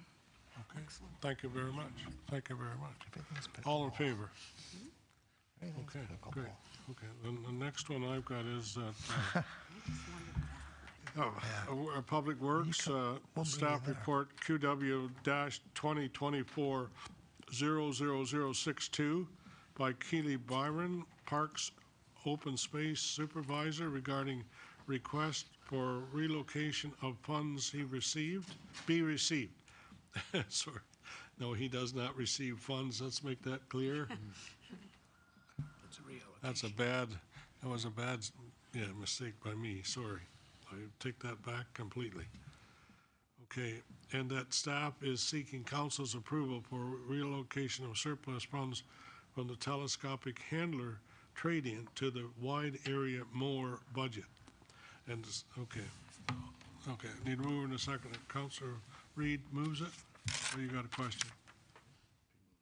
Move, seconder? Okay, Councilor Sharp. All right, any comments or questions? We need it. We need it soon, like we need it yesterday. All in favor? Carried, thank you. I'm sure he's got it looked after, so I hope so. Any comments, Director Angelo, or everything good there? The grass is growing rapidly right now, and Mother Nature. No comments, Your Worship, but thank you, yes. Okay, all right. Next one is that report 24-00053 by Matt Tracer, Manager Water and Wastewater Service, regarding 2023 annual DWS reports and annual water waste performance reports be received. Move it in a second. Councillor Elliott moves, seconded by Councillor McHugh. All in favor? I'm sorry, any questions? I keep forgetting. It's time to get out of here. That's what my problem is. All in favor? Thank you very much. Okay. Correspondence, proclamations, submission received from Richard Anderson, Health and Safety of Quinte West, requesting council proclaim April 28th as National Day of Mourning in the city of Quinte West. Okay. I guess I need a mover and a seconder for that one. Councillor McHugh moves, seconder. Need a seconder. Councillor Allier, comments or questions? All in favor? Thank you. Okay. Next one is that resolution, councillor proclaim May 12th, 2024 as Fibromyalgia Awareness Day in the city of Quinte West, and further that the Quinte West sign and the Veteran Skyway Bridge be illuminated in the color purple on May 12th, pending no, I guess you'd say, conflicts. Okay. Moving to seconder. Councillor Card moves, seconded by Councillor Reid. Any comments or questions? All in favor? Carried, thank you. The next one is that proclaim submission received from Grace Taiwan, Victoria Order of Nurses, resolution that council proclaim May the 19th, 2024 to May the 25th, 2024 as Victoria Order of Nurses Week in the city of Quinte West, and further that the Quinte West sign and the Veteran Skyway Bridge be illuminated in the color blue from May 19th to the 25th, pending no conflicts. Okay, need a mover and a second. Councillor Card moves, seconded by Councillor Armstrong. Any comments or questions? Any comments or questions? Mr. Councilor Armstrong? Make a comment about today? Oh, yeah, he can't talk. That's right. Okay. He's good. He's quiet. Okay. Well, anyways, we were at the Victorian Order of Nurses today, and they presented certificates to many people, Don O'Neill being one of them, for over 30 years of service, and many others there with many, many years of service supporting Meals on Wheels and driving and visiting and phoning. So many good things by volunteers. So thank you very much to all the members and volunteers in the Victoria Order of Nurses for the good work you do. And next one is that Council proclaim May 2024 as Community Living Month in the City of Quinte West, and further that the Quinte West sign, Veterans Skyway Bridge be illuminated in the color blue. Month of May pending no scheduling conflicts. Need a mover and a seconder. Councilor Kasowas moves, seconded by Councilor McHugh. Comments or questions? Comments or questions? Anyone? All in favor? Thank you very much. Correspondence, printed and non-printed, moved by Councilor Stedall, seconded by Councilor McHugh. Any comments or questions on any of the, Councilor Stedall? Just actually 3 items that I'd like to pull, just to comment on the first item, which is the trash bash and the curbside giveaway on this Saturday. So I encourage everybody to get out. I know we didn't get a chance to do announcements, but what I would like to do is pull item F, I, and J. Okay. So, okay, we'll do the rest of them then. All in favor of all the rest, F, I, and J out. Thank you. Okay. Did I get a mover in a second, or did I? Anyways, okay, go ahead, Councilor Stedall. F. Okay, thank you. Wherever you want to start. Thank you, Worship. So starting with F, I would move that council would support. This resolution actually is coming from the Township of Alnwick-Holloman, but it is supporting another resolution, which is behind it, from the municipality of St. Charles.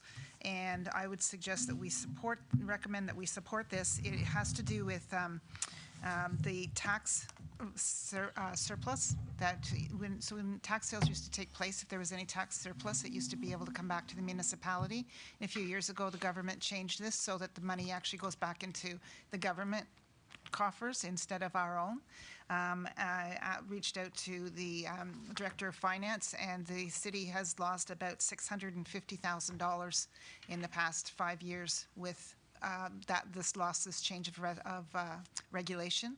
So I would I recommend that we support the resolution from St. Charles, and that we send it to the Minister of Finance, the Premier, and the MPP, Todd Smith's office. No problem. Do anybody disagree? No? Thank you. Okay, Jay. Okay, I, sorry. I is actually, it's another one. I'm sorry, I. Yeah, sorry, I is coming from Town of Coburg. However, the actual resolution is supporting the Township of Perry. And this is a request to the province to amend the blue box regulation for ineligible sources. Basically, with this new blue box regulation, it's going to say that, and I can get Director Angelo to clarify a little bit more, but it indicates in it is that businesses, they won't be responsible for picking up places of worship, daycares, campgrounds, public-facing and internal areas of municipal-owned buildings, not-for-profit organizations such as shelters and food banks.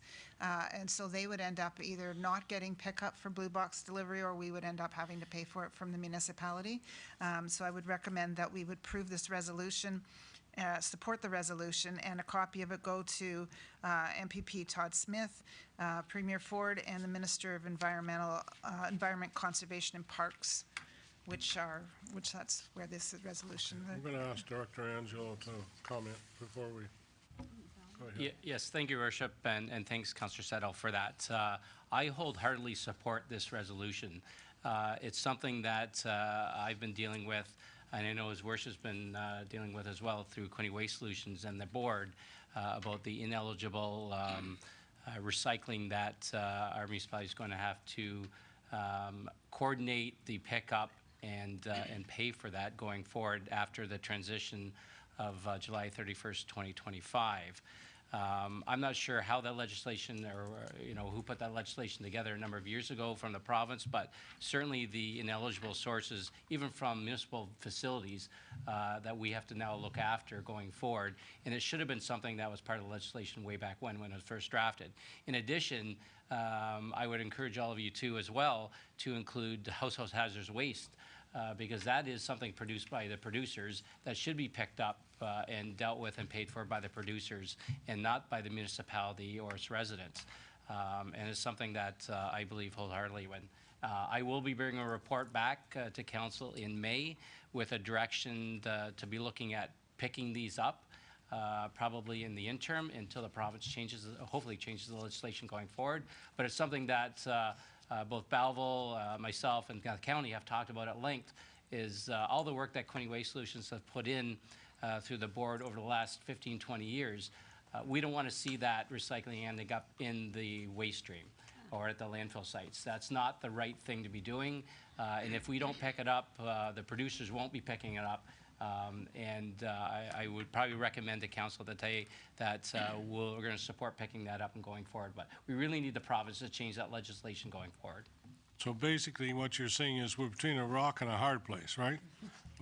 If we don't, we will have to, and if we don't, we'll have a mess all over the place. So absolutely, and unfortunately, there are some municipalities in Ontario that have chosen not to pick up ineligible recycling in their municipalities. For us, even the downtown core won't get picked up unless we choose to get that picked up. So, and there's daycares, there's municipal facilities, there's hospitals that are all ineligible classes, ineligible services, and as far as I'm concerned, we want that to be picked up.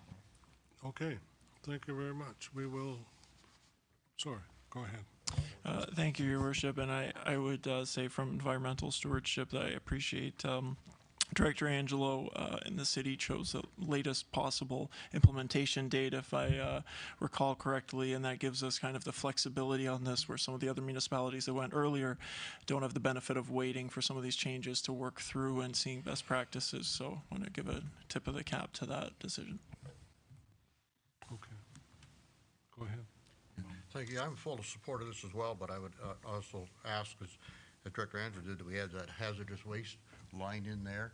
And I believe that our neighbors to the south and to the east, that their council have already agreed to this resolution as well, and Jay, the next one we're going to come to. So it behooves us to join with them as well and get these passed. Thank you. Get the route set on. All in favor? Good, okay. Go ahead, next one, please. And yep, thank you, Worship. Final one is J, which is from Town of Godrich. So I would recommend this. Basically the province is saying that free well testing is going to be phased out, so it's no longer going to be free. And I think I agree with the councillor. I talked to Director Angelo, and he agrees as well, is that this is important. There's a lot in our communities that need this free well testing. They shouldn't have to pay for that.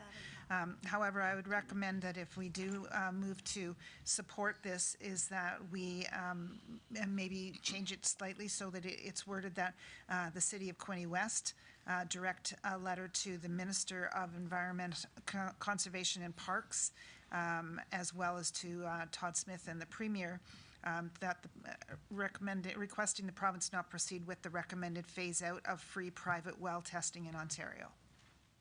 Okay, I don't disagree. I need a motion for that one. I should have a mover and a seconder, please. Councillor Stedall will move it. Councillor Boyce seconds, right? Okay. Any comments, any further? All in favor? Carried, thank you. Any more that we need to look at and make sure everybody else good? Okay, so all the rest we've already approved. We've talked about those. Anything that's non-printed, that's a good question. Okay, bylaws. Need the bylaws. Moved. Councillor McHugh moves, seconded by Councillor Allier. Any comments or questions on bylaws? All in favor? Carried. Thank you. Just a quick question, Your Worship. I'm at any. sorry. We missed announcements earlier. I just I know, wondered. I was just gonna come to them. Thank you. But you go ahead. You're on first. Seeing Thank you. as Well, And, remembered. and I did do the announcement about the trash bash and the free giveaway Yes. for those 2 days. But on April the 26th to the 28th is the Bay of Quinte Home Show. And I know, I think there's a grand opening on that Friday night, but we won't be meeting again as council before that. I know Quinte Access is there, and I'm sure a number of our different community groups will be there as well. And again, that's all I have. Thank you. Councilor O'Neill? You don't want to tell how poorly Boyce, or Councilor Boyce played, or? No, you're good? Okay. He knows better. Councilor McHugh. Thank you, Your Worship.